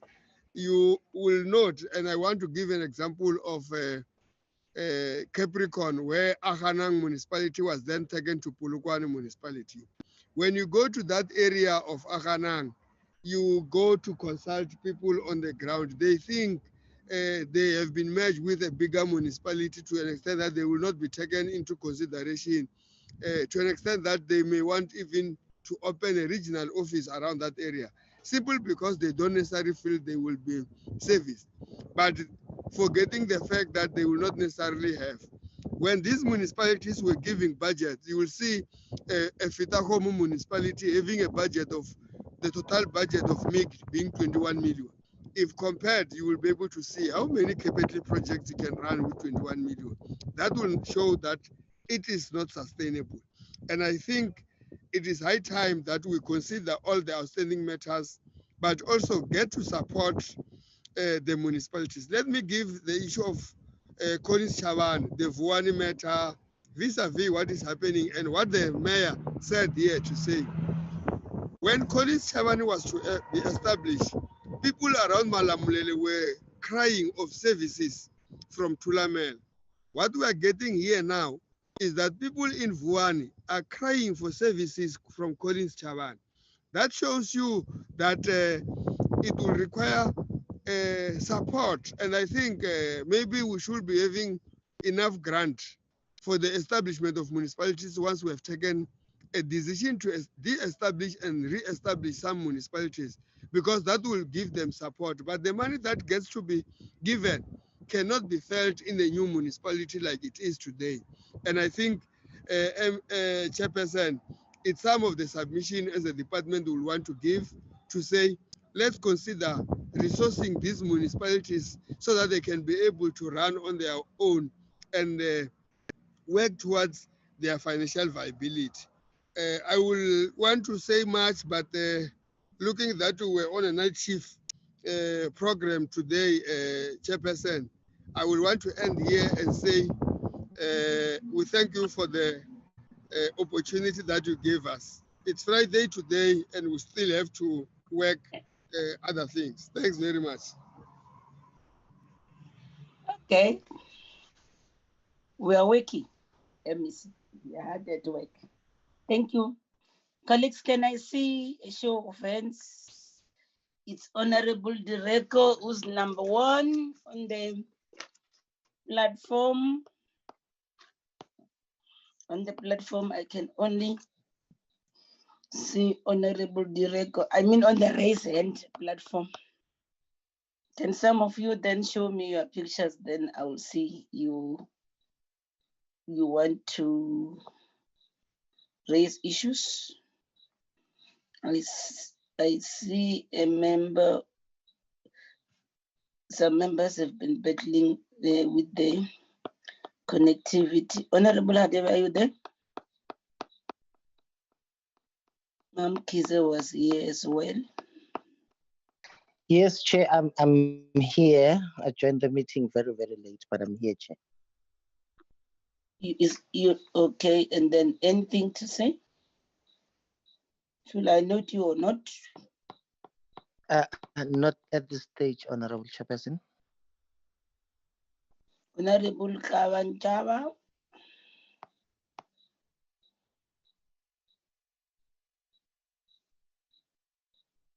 Okay.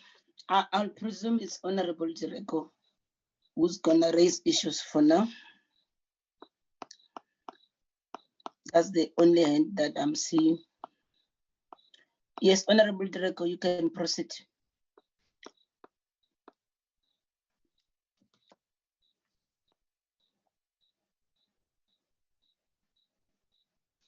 Thank you, Chairperson. Can I please switch off my video because I have network challenges?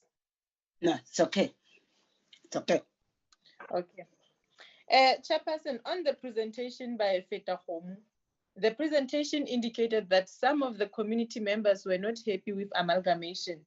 So what have they done to resolve the matter? And also there was an allegation as per their presentation that community were complaining that the municipality is only servicing a certain portion of communities members. So what also have they done to resolve the matter? And secondly, it also indicated that the municipal grading or category was not the same, and it resulted to salary differences. How are they resolving the matter of salary differences, and what is the impact of that on the staff performance? And thirdly, Chair, what are the financial implications of the amalgamation, and how are they resolving them? And then as they were presenting, they also indicated that there are challenges with this amalgamation. So how are they going to ensure that they resolve these challenges and make this amalgamation work? If it's not working, what is the plan on this matter? And then on Vembe, I want to know how are they dealing with the water infrastructure challenges, and if they are receiving necessary support from the province and the national. And secondly, Chair, in most amalgamated municipalities, there are challenges of employee dispute. So in their case, how are they dealing with these challenges of the employee dispute? Thank you, Chair. Thank you. Thank you, Honorable Direko. On my part, with regard to Musina municipality, my issue is around what assistance has the municipality received from the Department of Traditional Affairs in respect of the traditional authority land boundary dispute that has stalled the implementation of the community sport facility project. So that's my issue that I want clarity from Musina municipality. The other issue with regard to Musina municipality, why did the municipality then give consent to the amalgamation process, given that none of the municipality slides point any benefit arising from the amalgamation, suggesting that the merger was not worth the trouble? Then for THULAMELA, my issues could be: what were the factors essential to the apparent success of the amalgamation process in THULAMELA? And what are the issues informing the appeal of the placement committee's decision by the 20 of the 100 employees transferred from THULAMELA to THULAMELA from Motari? Then the issue around Wembe, as we've indicated, I'm glad that the MM has tried to correct it, because that issue that I raised to say there's no dispute on the transfer of staff. Then in terms of the handover report, it seems as if that report omitted that part, and we're mindful executive mayor and MMU came after the fact. But in line with that support rule, the section 154 rule, because as the MEC is saying now, it's like then we are coming after the fact, because post that 3-year period, because even the funding that the MEC is talking of was just for 3 years. Then the municipality post the 3-year period, they had to use their own resources. Is the district not far away from all these processes? In particular, issues as they are raised in Vuwani. In terms of the IGR processes that Mayor you are referring to, what are the issues there? Then the other issue that I want you to respond to is the district. What are the issues causing the Department of Water and Sanitation to be not forthcoming when it comes to extracting water from the Lupepe-Ngwanedi Dam for non-irrigation purposes? Can then the dam meet both irrigation and non-irrigation demands?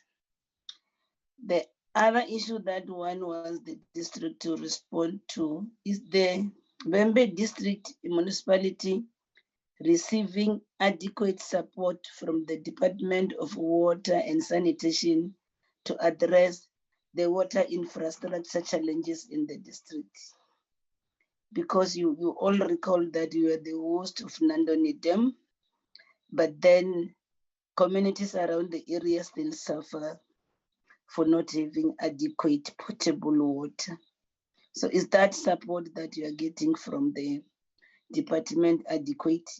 So these are the issues that we want to raise from you, with you. Then for Thubatse, MM, from the viewpoint of yourself as the municipality, has the reconfiguration of Greater Thubatse and Fetakgomo created a viable municipality? We just want you to be honest with us.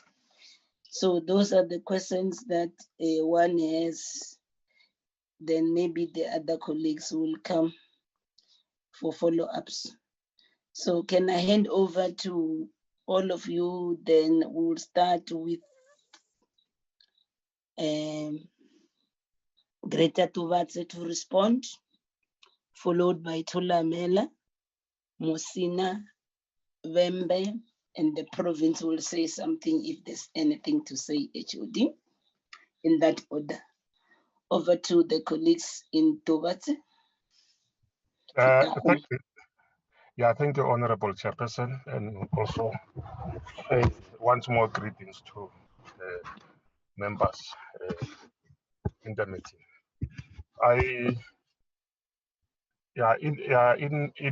In my personal view, as I've indicated that The former Fetakgomo municipality, it was a small municipality, and it has no potential for generating a revenue due to the nature of a land tenure arrangement, because the land is almost rural, it's a communal land on that side.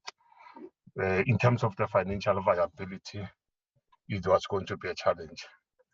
Then the merger, Fetakgomo-Thubatse municipality, I think it has created a viable municipality, which I think in the long run, it will be for the community, for the benefit of all the communities, despite the service delivery challenges which might have been currently being faced due to the financial and other challenges which the municipality has experienced.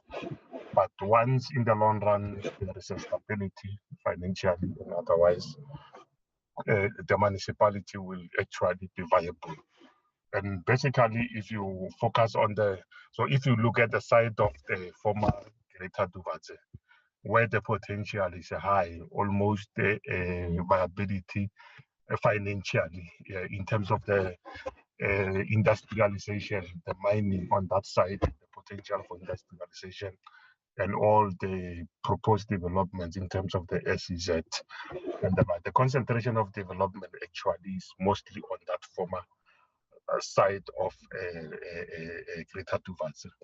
So I'm saying the potential is huge. I think the merger has created a viable municipality, which I'm still saying that as an institution, we might have been facing challenges now, but the potential is there, is huge. You just need the proper management, and so that we can be able to get things being done correctly and stabilize the things.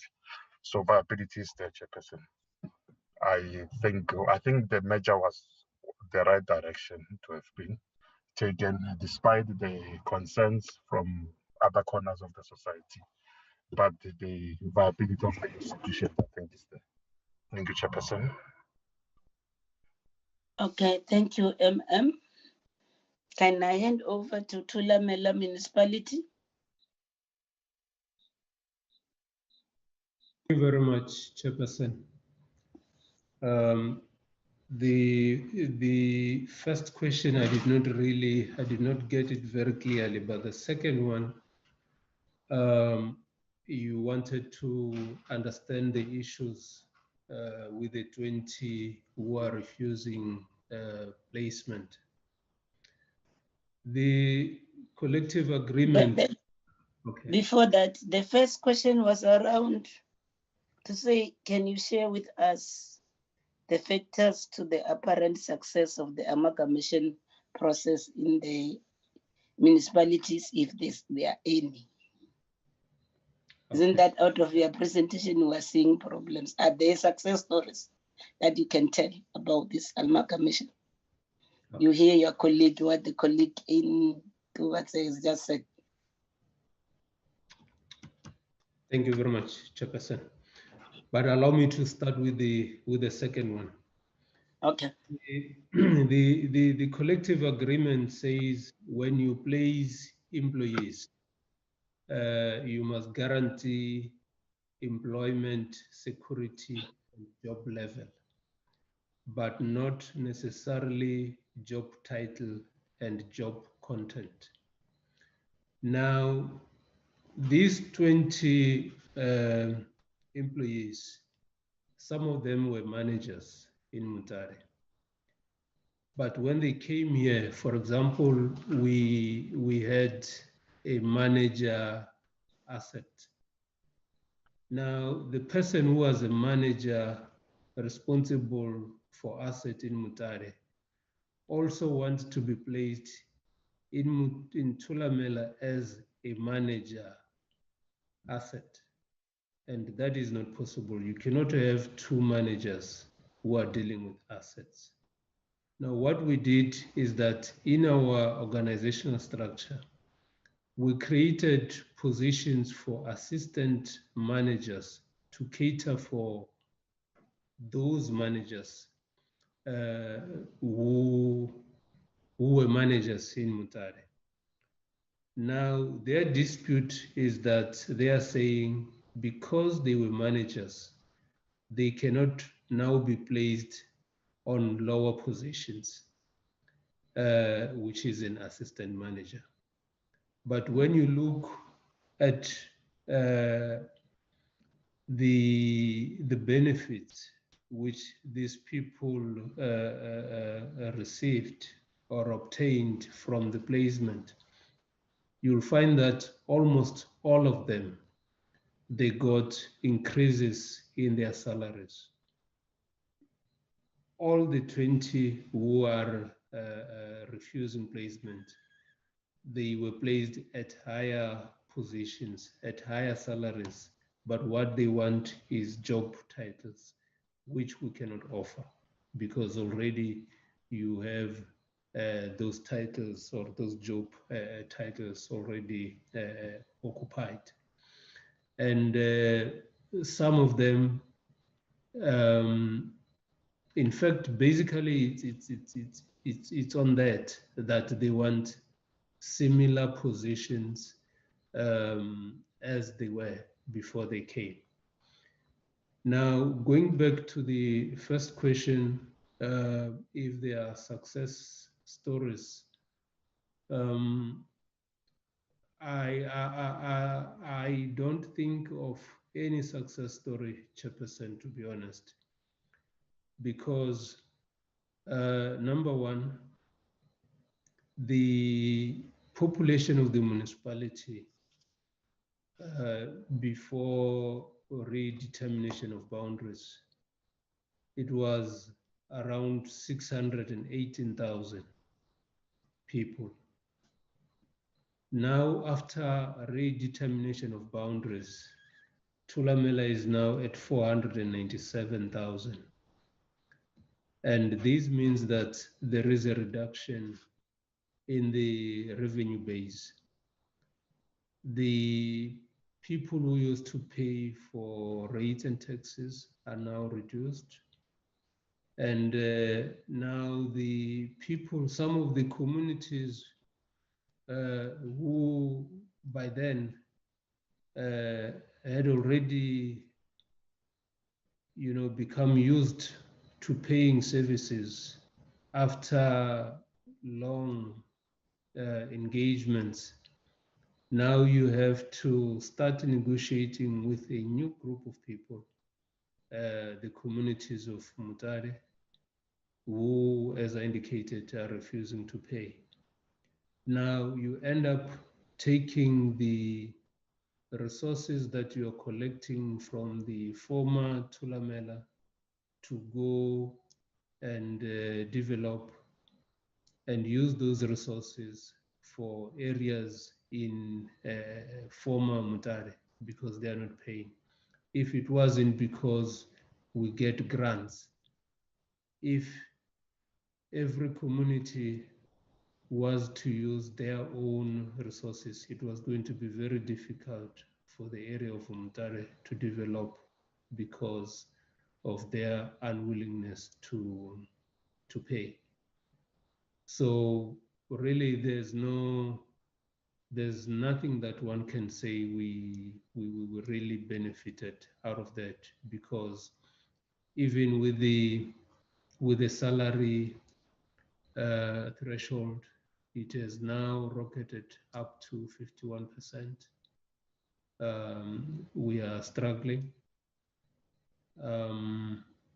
Yeah, Chairperson, generally, I can say the amalgamation was not a good thing. It really took the municipality back. Thank you very much.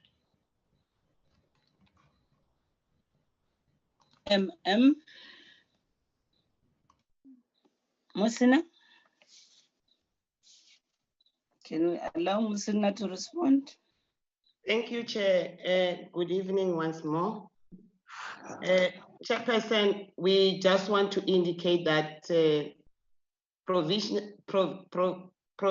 government COCSTA intervened by inviting the two traditional councils to a number of meetings trying to resolve the matter. The only challenge we have is that the issue is currently in the hands of the NPA, and that there is a court order against the municipality. The only way forward, Chairperson, is that the traditional council of Netengwe to withdraw its court order. At some point, Chairperson, they agreed to that withdrawal, but they did not do it, despite numerous attempts and follow-up meetings. So that is the state as we speak now, Chairperson, and we tried all our level best to engage them, and they are not willing to withdraw their court order. The second issue that you raised, Chairperson, is that as the municipality, we are consent to receive 6 additional wards from the disestablished Motale local municipality, believing that the national government has done its due diligence and that they were going to cover for all consequences as presented. Chairperson, we are now struggling to have enough services, tools of trade, and the office space and other things that we cannot manage as the local municipality. That is the 2 questions that you asked us, and those are the responses, Chairperson. I thank you so much. Thank you. You are handing over to your MM to respond. MM? MM, you can add if there are some issues that I didn't mention, but I have 2 questions that you were asking. No, Honorable Chair, I think the Mayor has covered the 2 questions. Thank you very much. Okay. I think Honorable Director had questions for Collins CHABANE. Can we get the responses before I allow the district to respond?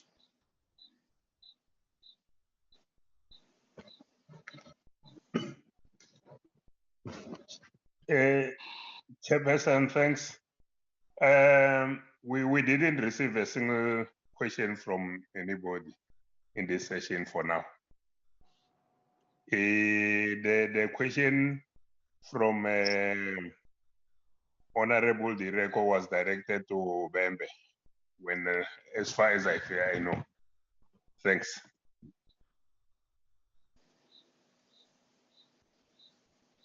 The issue of services. Okay. Bembe?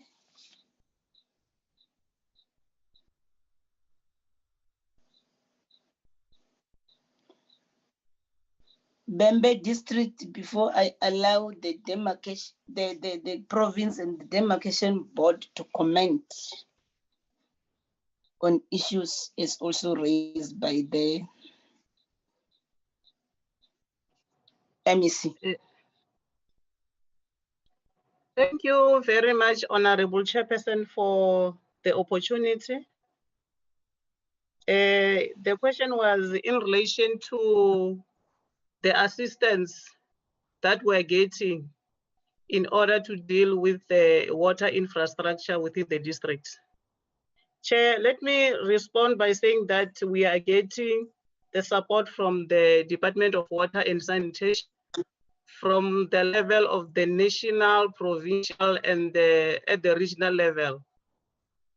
We have been visited on several occasions by the Deputy Minister in relation to the water-related issue as far as Nandoni is concerned. You'll remember, Chair, that there are issues in relation to the Nandoni relocation.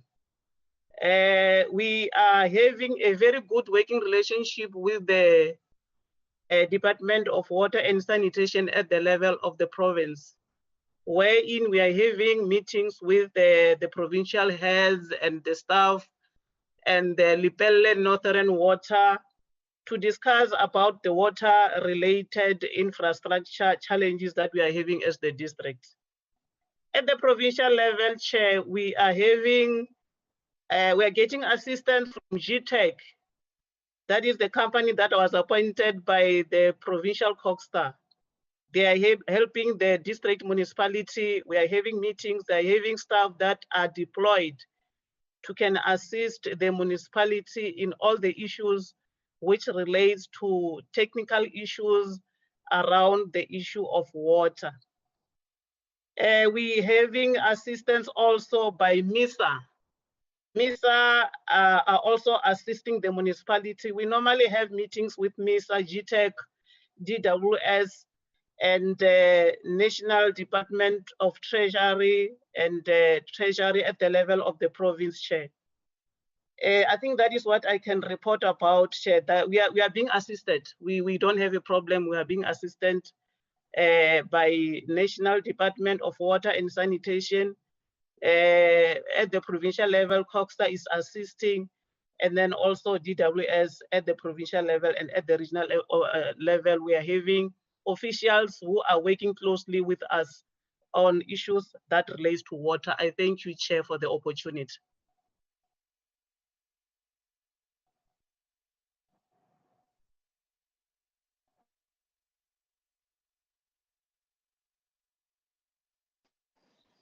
Okay, thank you, Chairperson. Then can I allow Cogstar to comment? Yes. Who's calling the chairperson? I'm still allowing Cogstar. You'll come demarcation board, the province. Chairperson, MEC Yes. Makam, my HOD will come and talk about the issue raised, in relation to the dispute between Wotawela Natengwe and Wotawela Rambuda about the construction of the sports center. But I must indicate on a lighter note, I tried to discuss, I had a meeting for some other things yesterday around Toyando, and the two chiefs were there. I raised the matter with them because I was aware about the issue. And jokingly, we said we'll set up a date wherein we'll deal with the matter. But the HOD and the DDG Malathela are here, they will be able to try to look how they were assisting the municipality in that regard. HOD, you can come in. Thank you, Chairperson, and thank you to the MEC, and greetings to HOD. the members. I'm not sure if you can hear me, Chair. I'm not muted. Yes, Thanks, Chairperson. I can hear you. I can hear you. Thank you, Chairperson. Chair, the Mayor of Musina has responded to the matter. The only matter that is outstanding on our part, and we do want to take responsibility, we will make a follow-up. Ultimately, the two traditional leaders had agreed that they will write letters to the municipality and confirm that they are giving the municipality a go-ahead to then continue with the construction of the sport facility, But I think we're getting it now that that has never happened. So we will follow up with the two traditional leaders on that matter. The second matter, which is probably the last one, Chair, when it comes to Fetakgomo-Thubatse, the salary disparities, we are hoping that the matter will be resolved soon. I'm saying that because what we did as a department, we conducted an assessment on the challenges, and we were able to present two scenarios, or rather two proposals to the municipality, where we were able to indicate that they should consider reversing and recovering the money with regards to the irregular promotions during the amalgamation process, or reverse the promotions. Now, they have tabled the matter to council, and ultimately they were council then resolved that they should seek legal opinion in terms of how they're going to present one of the options.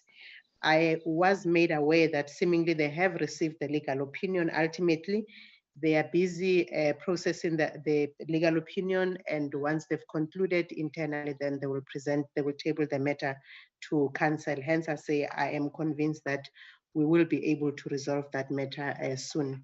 So probably by the time we meet with the portfolio committee next time. Yeah.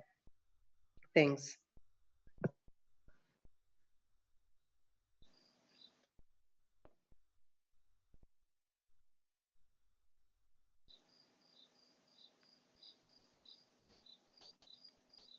Thank you, HOD.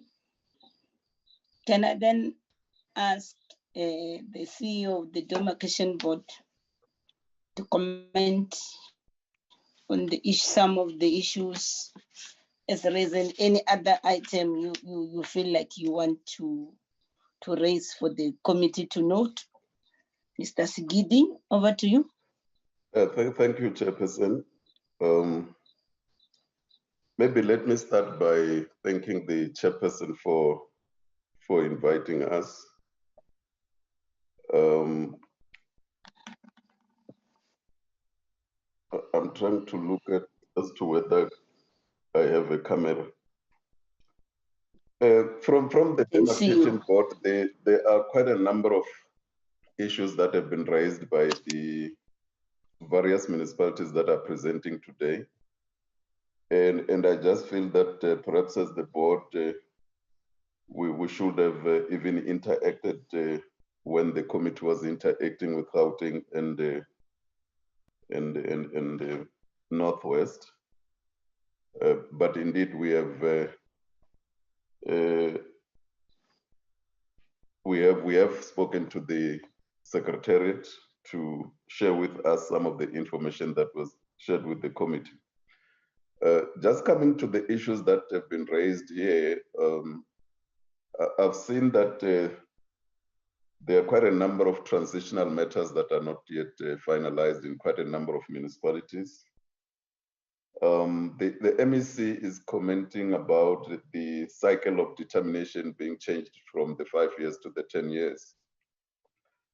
In the amendment of the legislation, that has already been catered to say any redetermination of outer boundaries should be happening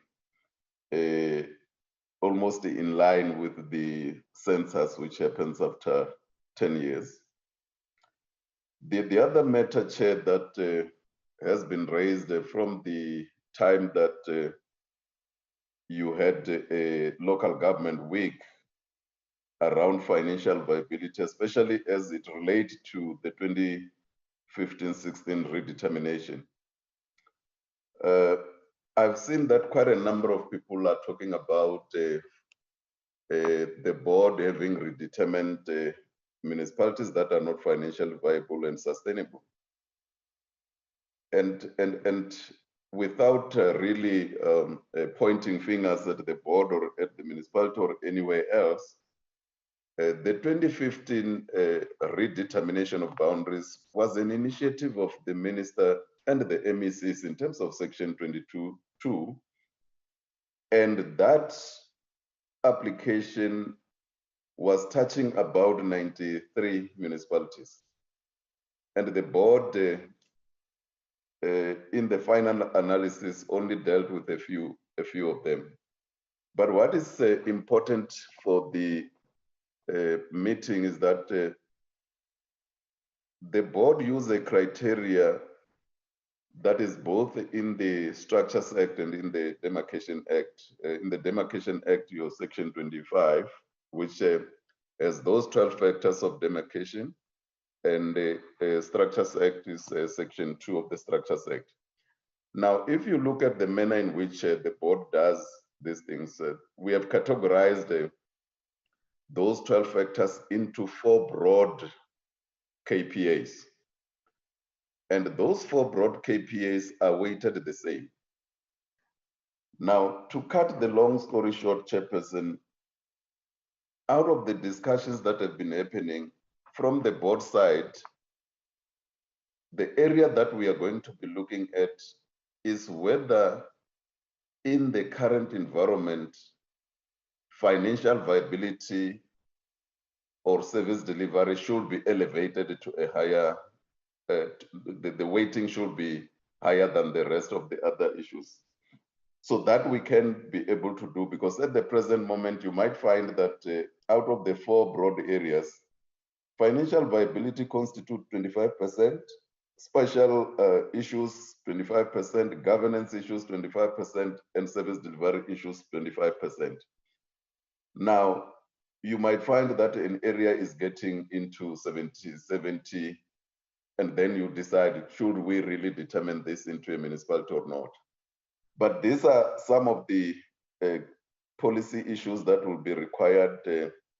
And I guess the chairperson, you might, with the committee, you might lead that particular discussion, because it's not only about the manner in which redetermination is happening, it's also the question of this wall-to-wall, because if you look at some of the areas, they are not really financially viable and they don't have any economics.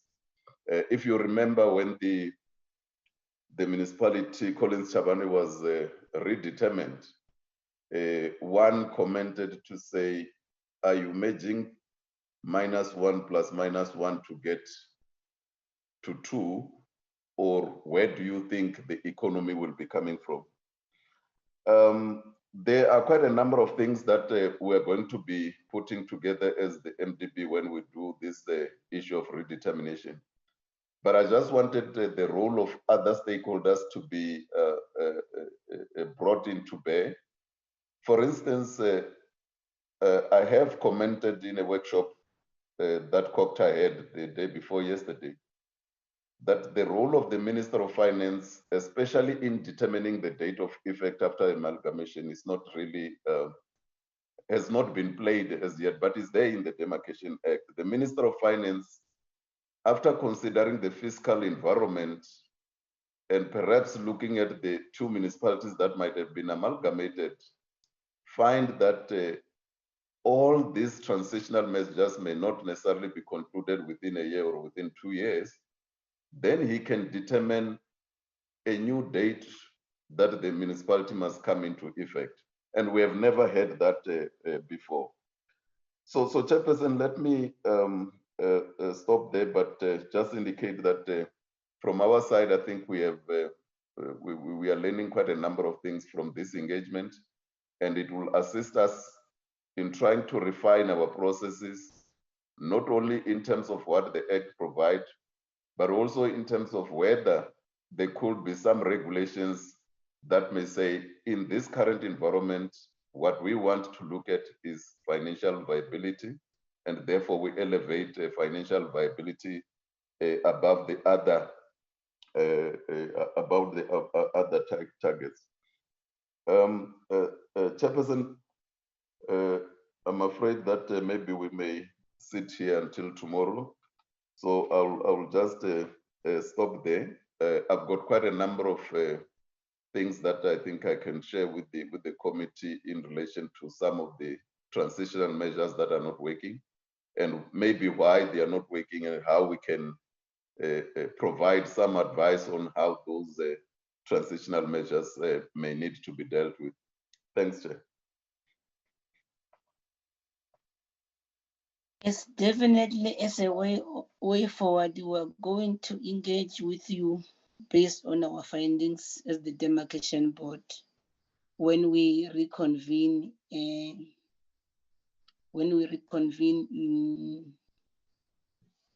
February, March next year.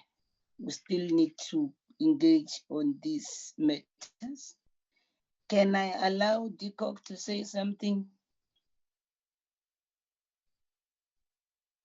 DCOC?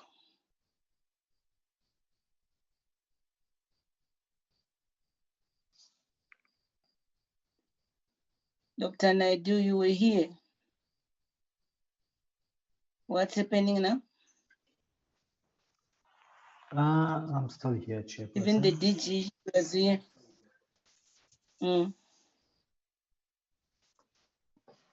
DG.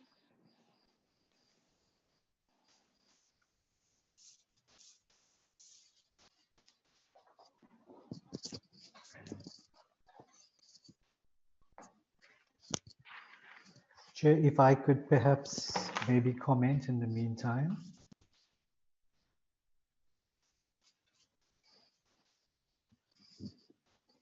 Okay, proceed. Thank you, Honorable Proceed. Chairperson. I think just perhaps, two things from my side. Of the 13 redeterminations that had taken place in 2015, 4 of them were in the Limpopo province, and then 4 was in Limpopo. So the bulk, 60% of the total number of redeterminations were basically in the 2 provinces. So in the Eastern Cape, when we look at it, 10 municipalities in total were affected through the 4 redeterminations. And then in Limpopo, the 4 redeterminations that touched 12 municipalities. And in Limpopo, it was much, much more complex because they were not just mere total amalgamations of municipalities to form a new municipalities, but there were portions of different municipalities being brought together to form a single municipality. So, Chair, Honorable Chairperson and Honorable Members, it was a very complex process of redetermination in the Limpopo province, and I think much, much more different from the rest of the redeterminations across the country. So that's the first point, Chairperson. Secondly, from our own monitoring that we had taken place at the department, these 2 provinces that I've just cited now were tagged, as possible red flags. And you'd recall in the presentation that the department made on day 1, on the 13th of November, by virtue of us tagging them as, possible red flags, we had gone down there during May of 2016 to see how best we could support the province and the redetermined municipalities in terms of, making sure that they would be ready come election day on the 3rd of August of that same year. So when we had gone down there, Honorable Chair and members, it was the Department of Cooperative Governance, it was COGSTA, it was the Office of the Premier that was in the meeting or in the workshop, all of the affected local municipalities, the district municipalities. We had National Treasury with us, SALGA, as well as organized labor. Now, during that 2-day very intensive workshop, we had taken a series of resolutions, and all of these resolutions, were confirmed, supported by all of these stakeholders that I've mentioned. And amongst some of these resolutions, Chairperson, we said, those technical change management committees that were in place at the time, those technical committees should meet on a weekly basis. We said that the political change management committee should meet on a fortnightly basis. And we said all transition matters must be finalized within 2 weeks. And there was support for all of those things. Unfortunately, there was no follow through, from various levels to make sure that what we had said that we were going to do, what we committed to have finalized, was unfortunately not done. The third point, Chair, perhaps relates to the funding that was made available to the municipalities at the time. When I look at the records that we have, in the first financial year, 2016-17, a total of 94 million rand was made available to all of the affected municipalities. And then in the next financial year, 32 million rand was made available. But unfortunately, of the 94 million in the first year, a total of 19 million rand was unspent. And that, Chair, is the Treasury official will tell you is sin. It's a sin if you don't spend money and if you return it to the national fiscus.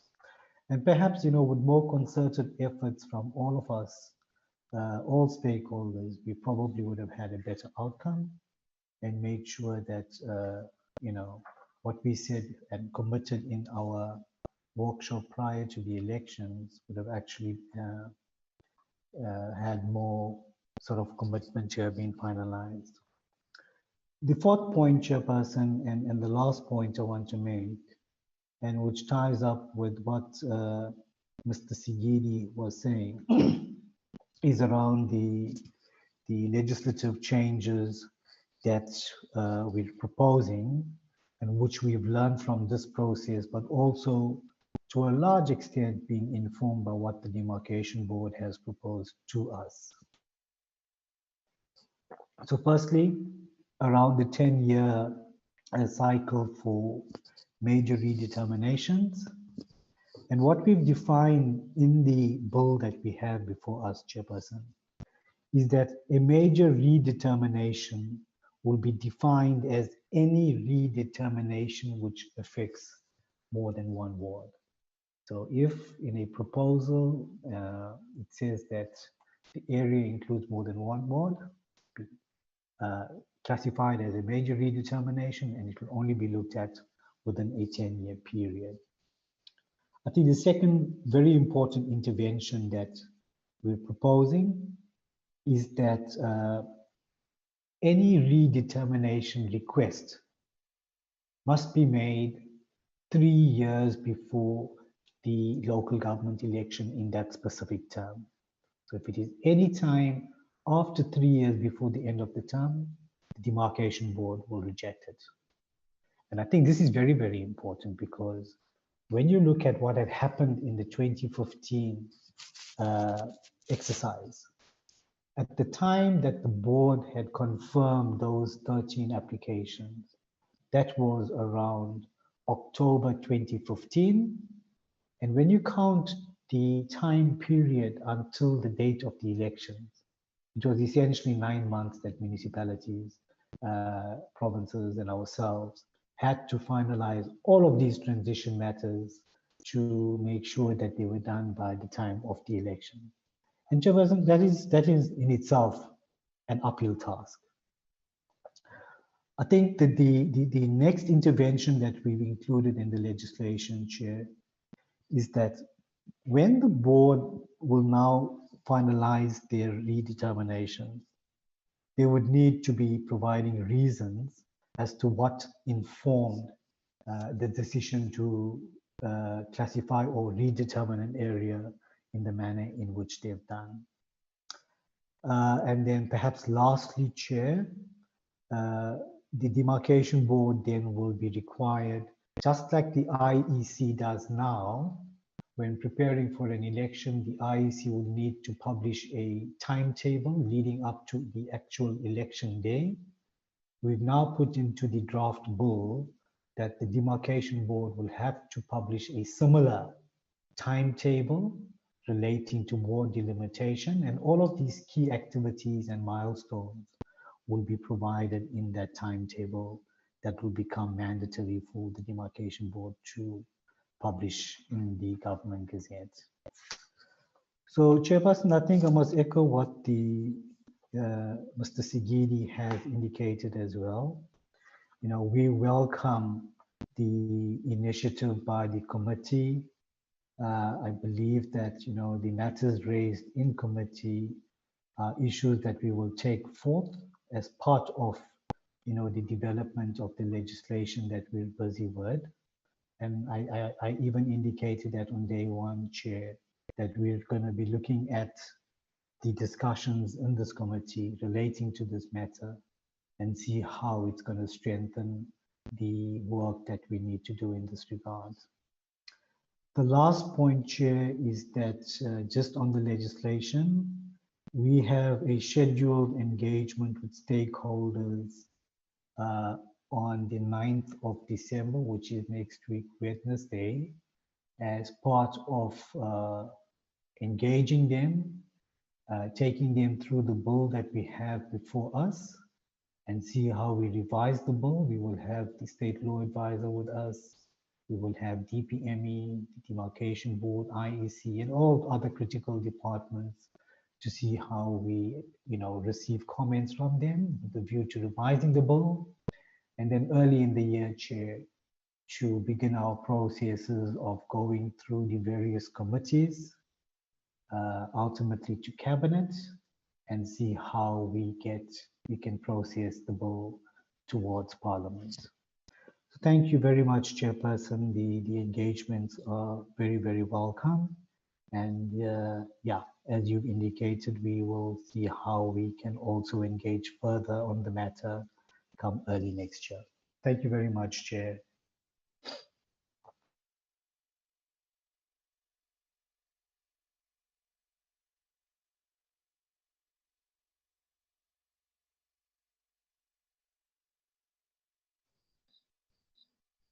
Thank you so much, Dr. Naidu. I should think we need to end it before it becomes midnight. I think I want to thank all of you, in particular you MEC. I know you've been complaining it's a Friday. There are other programs, but we felt these are the matters that we cannot leave them unattended, because now today is our last working day in Parliament. So we had to close up, like we're going to release you non-members of the committee now, and we also then process the remaining agenda. We must adopt even all our committee minutes before Parliament rises. In fact, Parliament is risen to this afternoon. So we are closing up on the work for the year, so that there's a lot of tasks ahead of us. Dr. Naidu was teasing me the other night to say there are bills, some of them are back from the NCOP that we need to process as a committee. Remember, our main function is to legislate, to create an enabling environment to this sector. So we had a lot of work ahead. So the issue that you were raising, Mr. Sigidi, these are the matters that we are going to be seized with, so that we are going to compile a report like what MEC Makamu was saying. This has been long overdue. I think that assessment should have been done, MEC, immediately when that 3-year period, transition period lapsed. That could have been done, but because of elections and all the other stuff, we only picked it up as a committee as and when we're interacting with those amalgamated municipalities. Then that's when we realize there's a problem, and it's us as the legislatures that we need to fix this. Hence, we decided to deal with this matter, because the structures, local government structures amendment bill is back from the NCOP, and then it's being referred back to us as the portfolio committee to finalize it, including the customary initiation bill. It's also referred back. So these are the bills that we'll be preoccupied with when we come in the next year, including these other matters of amalgamation. So That report is critical and very outstanding, Mr. Sigidi. We'll share with you the other reports that we have interaction. This week we had interaction with Gauteng and Northwest. Yesterday we were having KZN and Northern Cape. So we will share those reports so that we can then also have a holistic response, including COCTA response, as you've rightfully said it, Mr. Sigidi, to say this was the decision made by the Minister of COCTA in consultation with the MECs in the province. So you are there, MEC Makamu, you are a successor entitled. You've inherited liabilities and good things as well. So this is the matters that you must also fix and make these municipalities also viable, because I think the role of Treasury becomes very critical on this matter to say, as and when they allocate funding for this municipality, they must also consider this amalgamation, because you can't treat, in other cases, 3 municipalities were merged, and then you still find them being given an allocation of 1 municipality. That doesn't make sense from where we are standing. So we want to thank all of you. You have been a very great support structures as municipalities. MECU in particular, I don't know how many times together with your HOD and the team, you have appeared before this committee. So we want to thank you for your undivided support, and we want you to enjoy your festive season. I can assure you we're not going to call you until March, so you can relax and rest. But all those other matters that needs to be followed up, definitely these are the matters that will together jointly follow up.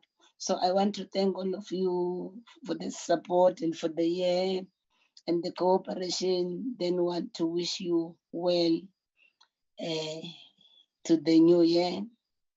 The surge, we are told it's coming.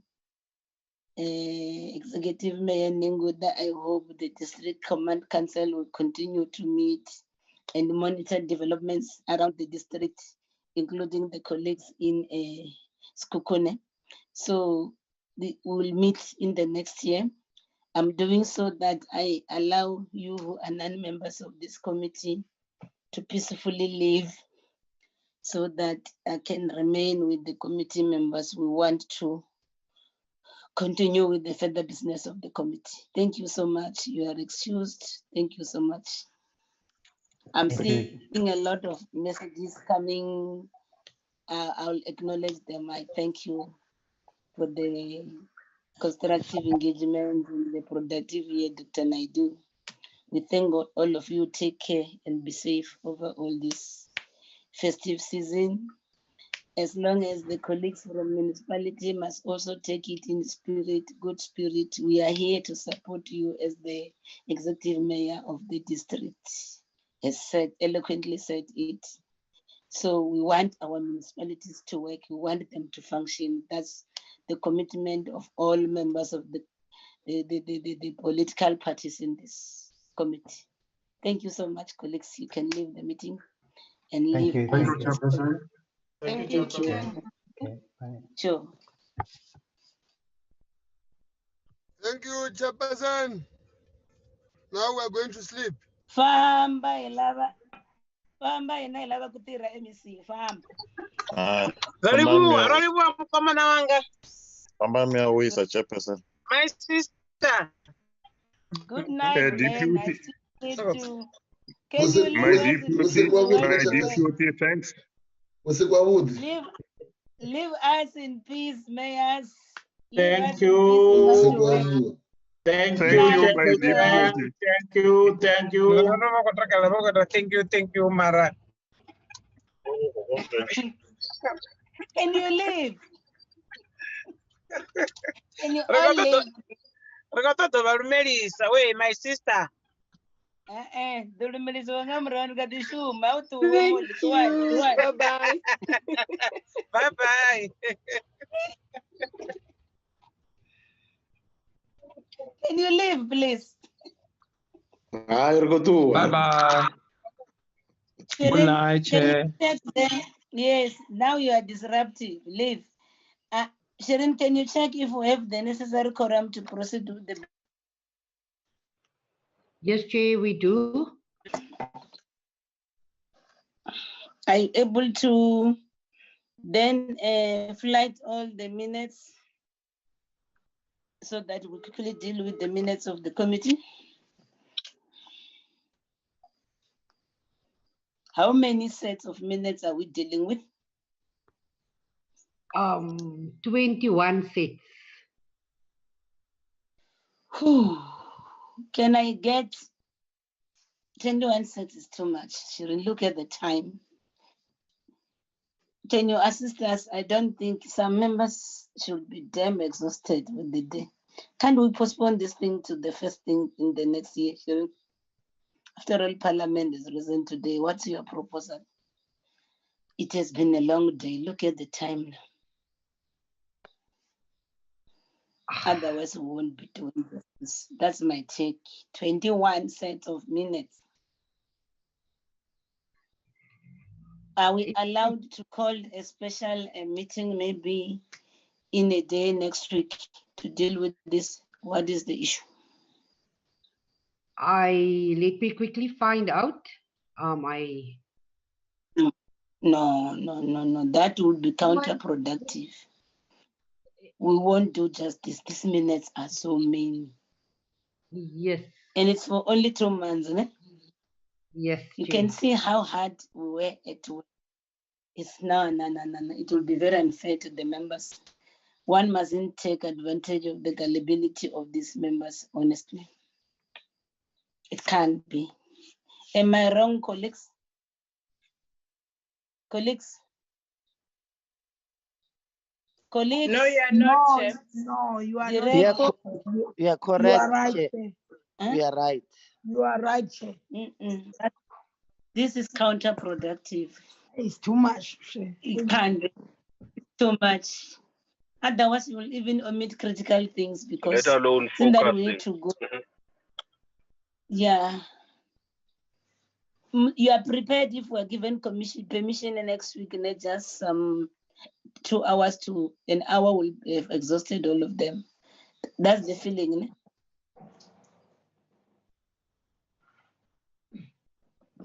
This is the proposal Chair. that I'm. Yes. We can't.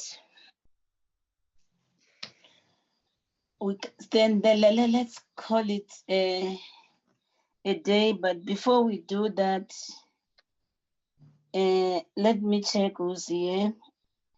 We must have our own farewell speeches here. I'll hand over to Honorable Lutuli to say something. Honorable Khunewald is here. Honorable Treza. I think Honorable Bring was having connectivity problem, and then the whip of the committee will also say something. It has been a hectic year on our part. Ms. Govender will tell you how many meetings did we held thus far. And without a bragging on wanting to take any credit, I think we are the committee that was hard at work. She would send you the numbers of the meeting that we've had. You can see it's evident on the number of minutes only for 2 months. This committee, there were times like this week, we were meeting every day after hours, and look at the time. These are the times that we've been looking off, and none of you has ever complained. Always on my side, your level of commitment strikes me. That was at times I always feel I shouldn't take advantage of you. So let me allow yourselves to say something. You wanted to say something, Ms. Governor, on the number of the meetings, or you can send it later after adding your numbers. Can I allow Ndawezitha Lutuli to say something, followed by Treza, followed by Grunewald, I hope we'll get the well wish from our DA counterparts in the WhatsApp group. But I've just got a message from Honorable Hussein telling me that by his political party, then he's gonna share the details as we progress during the day. On my side also, I had an engagement with the Deputy Minister on Tuesday that I'm looking forward to. I was trying to keep it under wraps so that I'll formally announce it tonight as and when we part. Indeed, today was the Deputy Minister's last working day in Parliament. He's going to be given a responsibility by the Premier to serve in the provincial cabinet as the member of the executive. So I think we should convey this. What struck us with our deputy ministers, whenever they were available, they will come to the committee meetings and then be with us. It's one thing that we appreciate. And the deputy minister, having been a local government expert, you will all agree there's a lot of things that we have also learned ourselves as a committee from him. And then we want to wish him well into his new responsibilities, and we know he's gonna serve with distinction. To say something to your colleagues, myself, Honorable Mpumza, Honorable Tou, and Honorable Mokalakwena, we had the privilege of spending, I think 3 weeks ago, a very nice weekend with you, and Diversity. We had visited him at his home village. What struck me, we found a sheep waiting for us. It was not slaughtered. We were told it's a Zulu tradition. The guest must first see the sheep, and then it was slaughtered. It was blind. We enjoyed the benefits, and we were all given the meat to come back with. I'm gonna do my bride tomorrow with the whole leg that was given to me. So these are some of the things that one could say the highlight for the year. So we enjoyed your warmth, and the family all welcome us. It was very nice. So that was quite an exciting. I'm a very bad chairperson because I'm a slave driver. You remember our late wee hours oversights, our early hours meetings. I've never had anyone complaining. And then you were all energetic, committed to serve the people that we represent. So I want to thank all of you for your commitment, and I hope next year it will still be the same. We're all going to come back healthy. We also had our consistent support structures in the form of the departmental colleagues who have been very consistent, including SAIGA, even the demarcation board, all the entity, the portfolio, all the colleagues within the portfolio, whenever we needed their help, they've been of great help. We want to appreciate them too. Over to you, Diversity. I don't want to spend. I'm giving each of you 3 minutes to say something.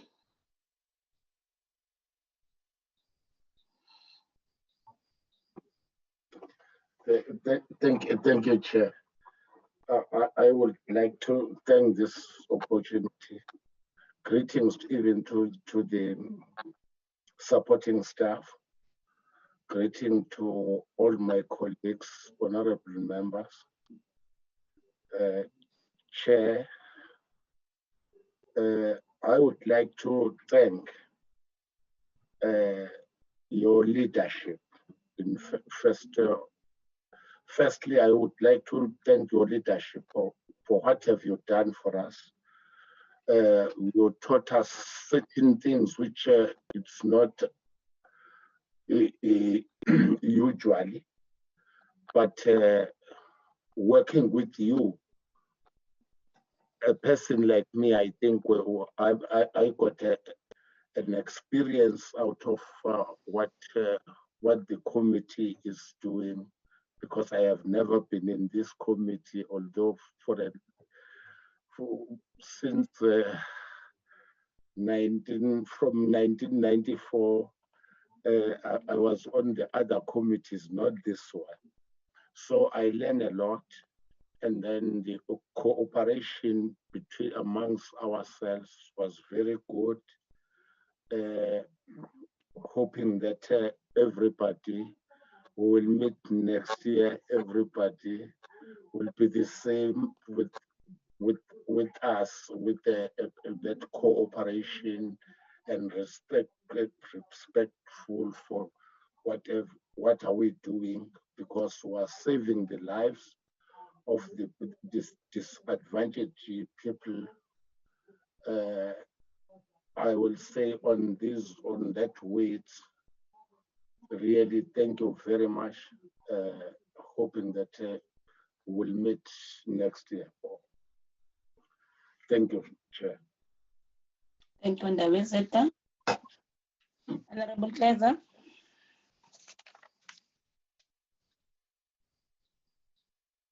Thank you very much. I know you're having difficulties. Can you hear me, Chair? Chair? Yes. Can you hear me now? Yes. No, Yes, Chair, I can hear you. You are clear. You are audible. Okay. You're fine. No, Chair, thank you very much for the opportunity. We would like to extend our appreciation to the committee and committee members and colleagues across all political affiliation, across all political parties. We have thus far gained a lot in terms of the amount of maturity that has been displayed,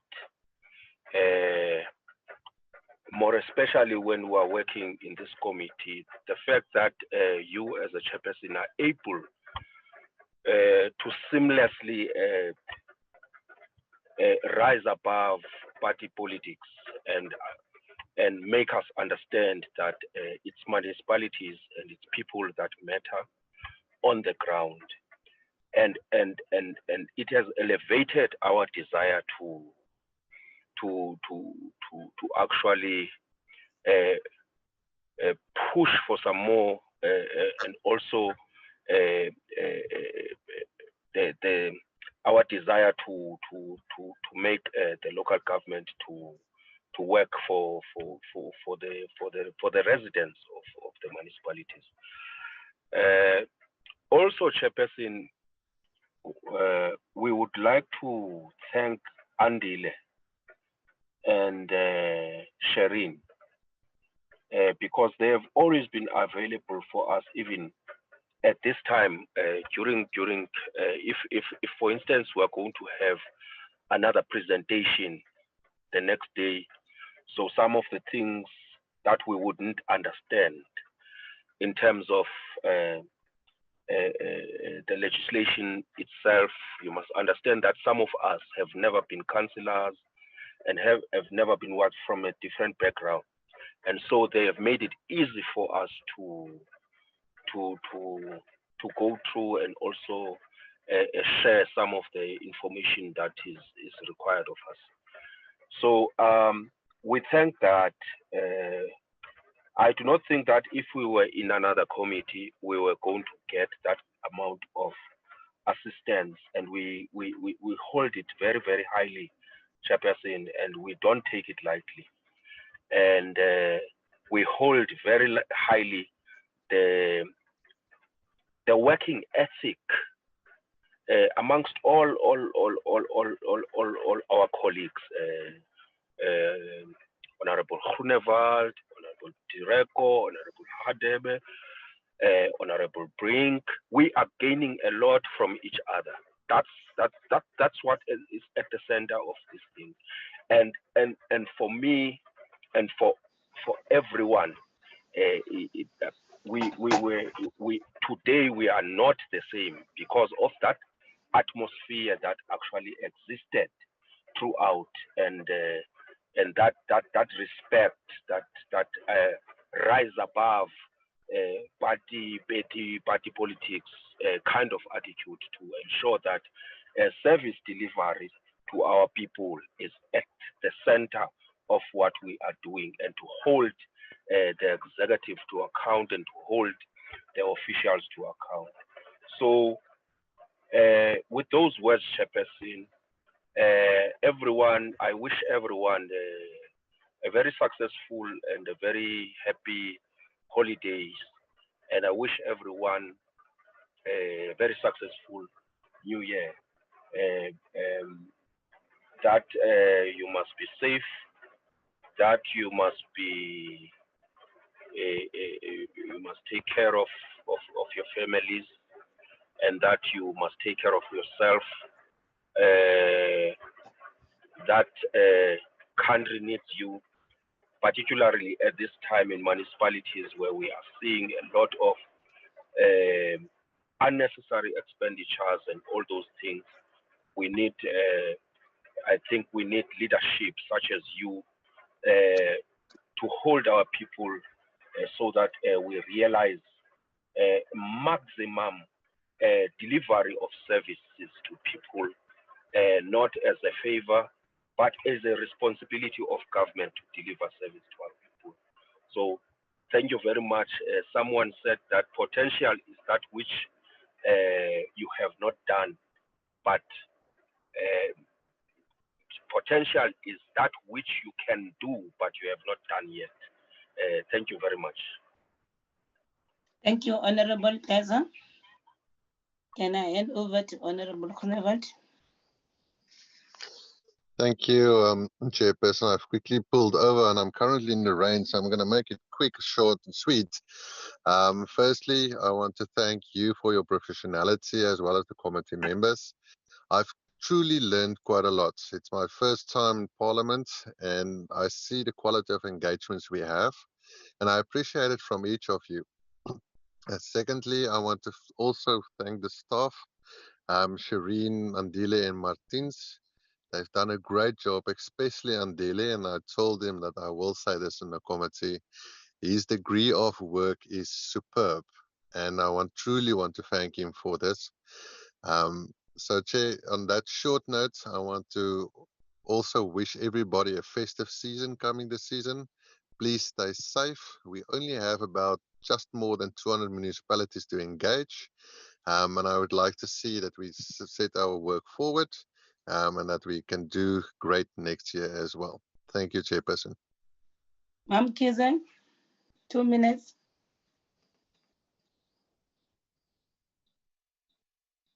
Ma'am Kize. Yes, Chair.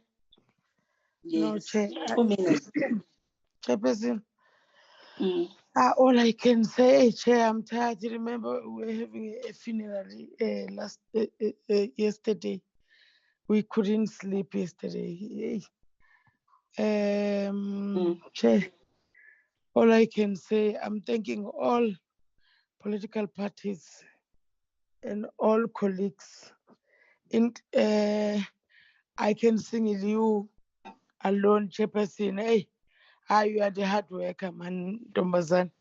You are the very hard worker, and everybody ask me about you. Say, hey, how can you cope with work this Mtambi? Your Mtambi is not sleeping. I'm saying to them, hey, even us, we are enjoying. to work with her. And all political parties are copying, are doing very well and in supporting our chairperson.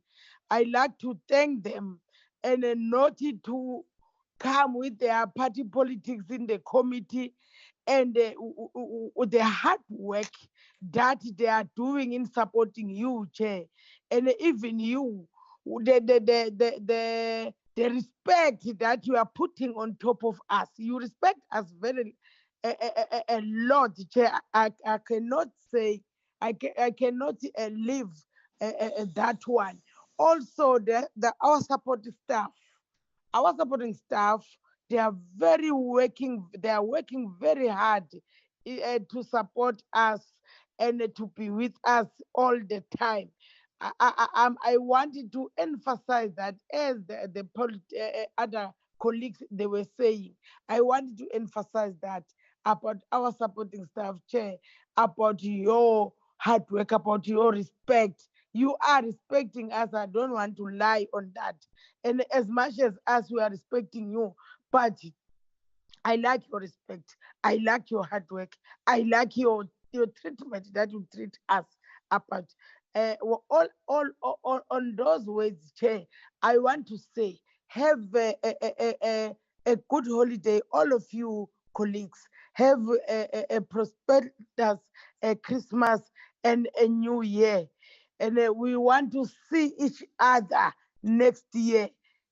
Make sure that you are safe wherever you are, colleagues, all of you, in particular, Chairperson, all of you, you must be safe until we meet each other next year with our support staff. On those ways, I'm saying thank you, God bless you. Honorable Thank you. Hadebe. Thank you, Honorable Chair. Hadebe. Thank you, Chair.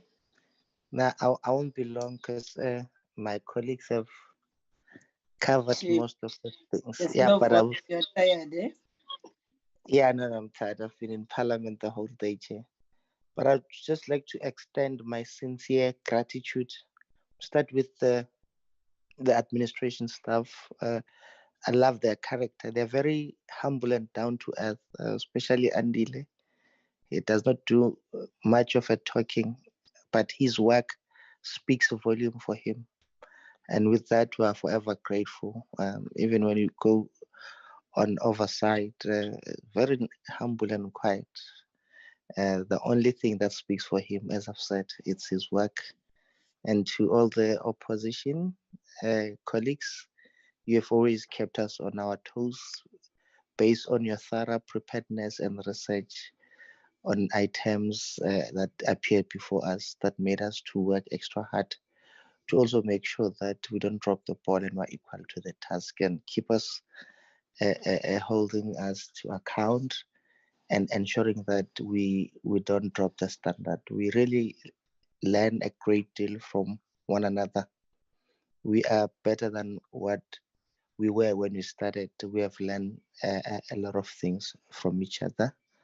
At some point, if we had appeared to have been stepping on each other's toe, it was only because we are doing our work.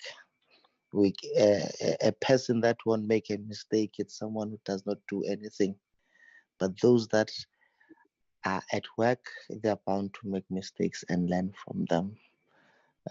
As we embark on the festive season, holidays, let's stick to regulations, social distance, wearing of mask, taking care of the loved ones so that we can come back safe and sound next year.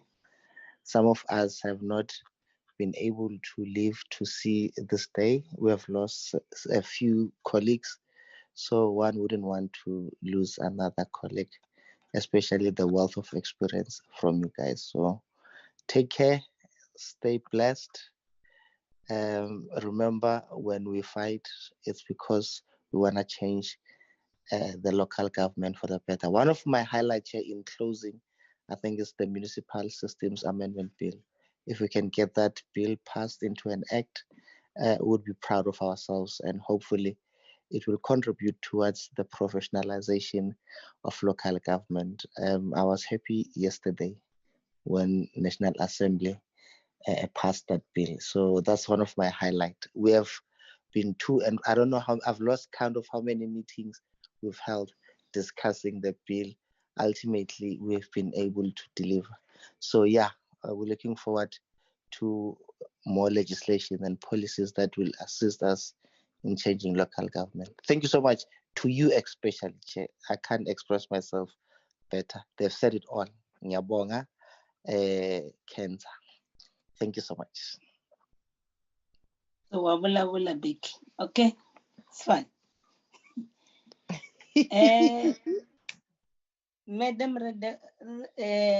our whip, and as you do so, close this meeting.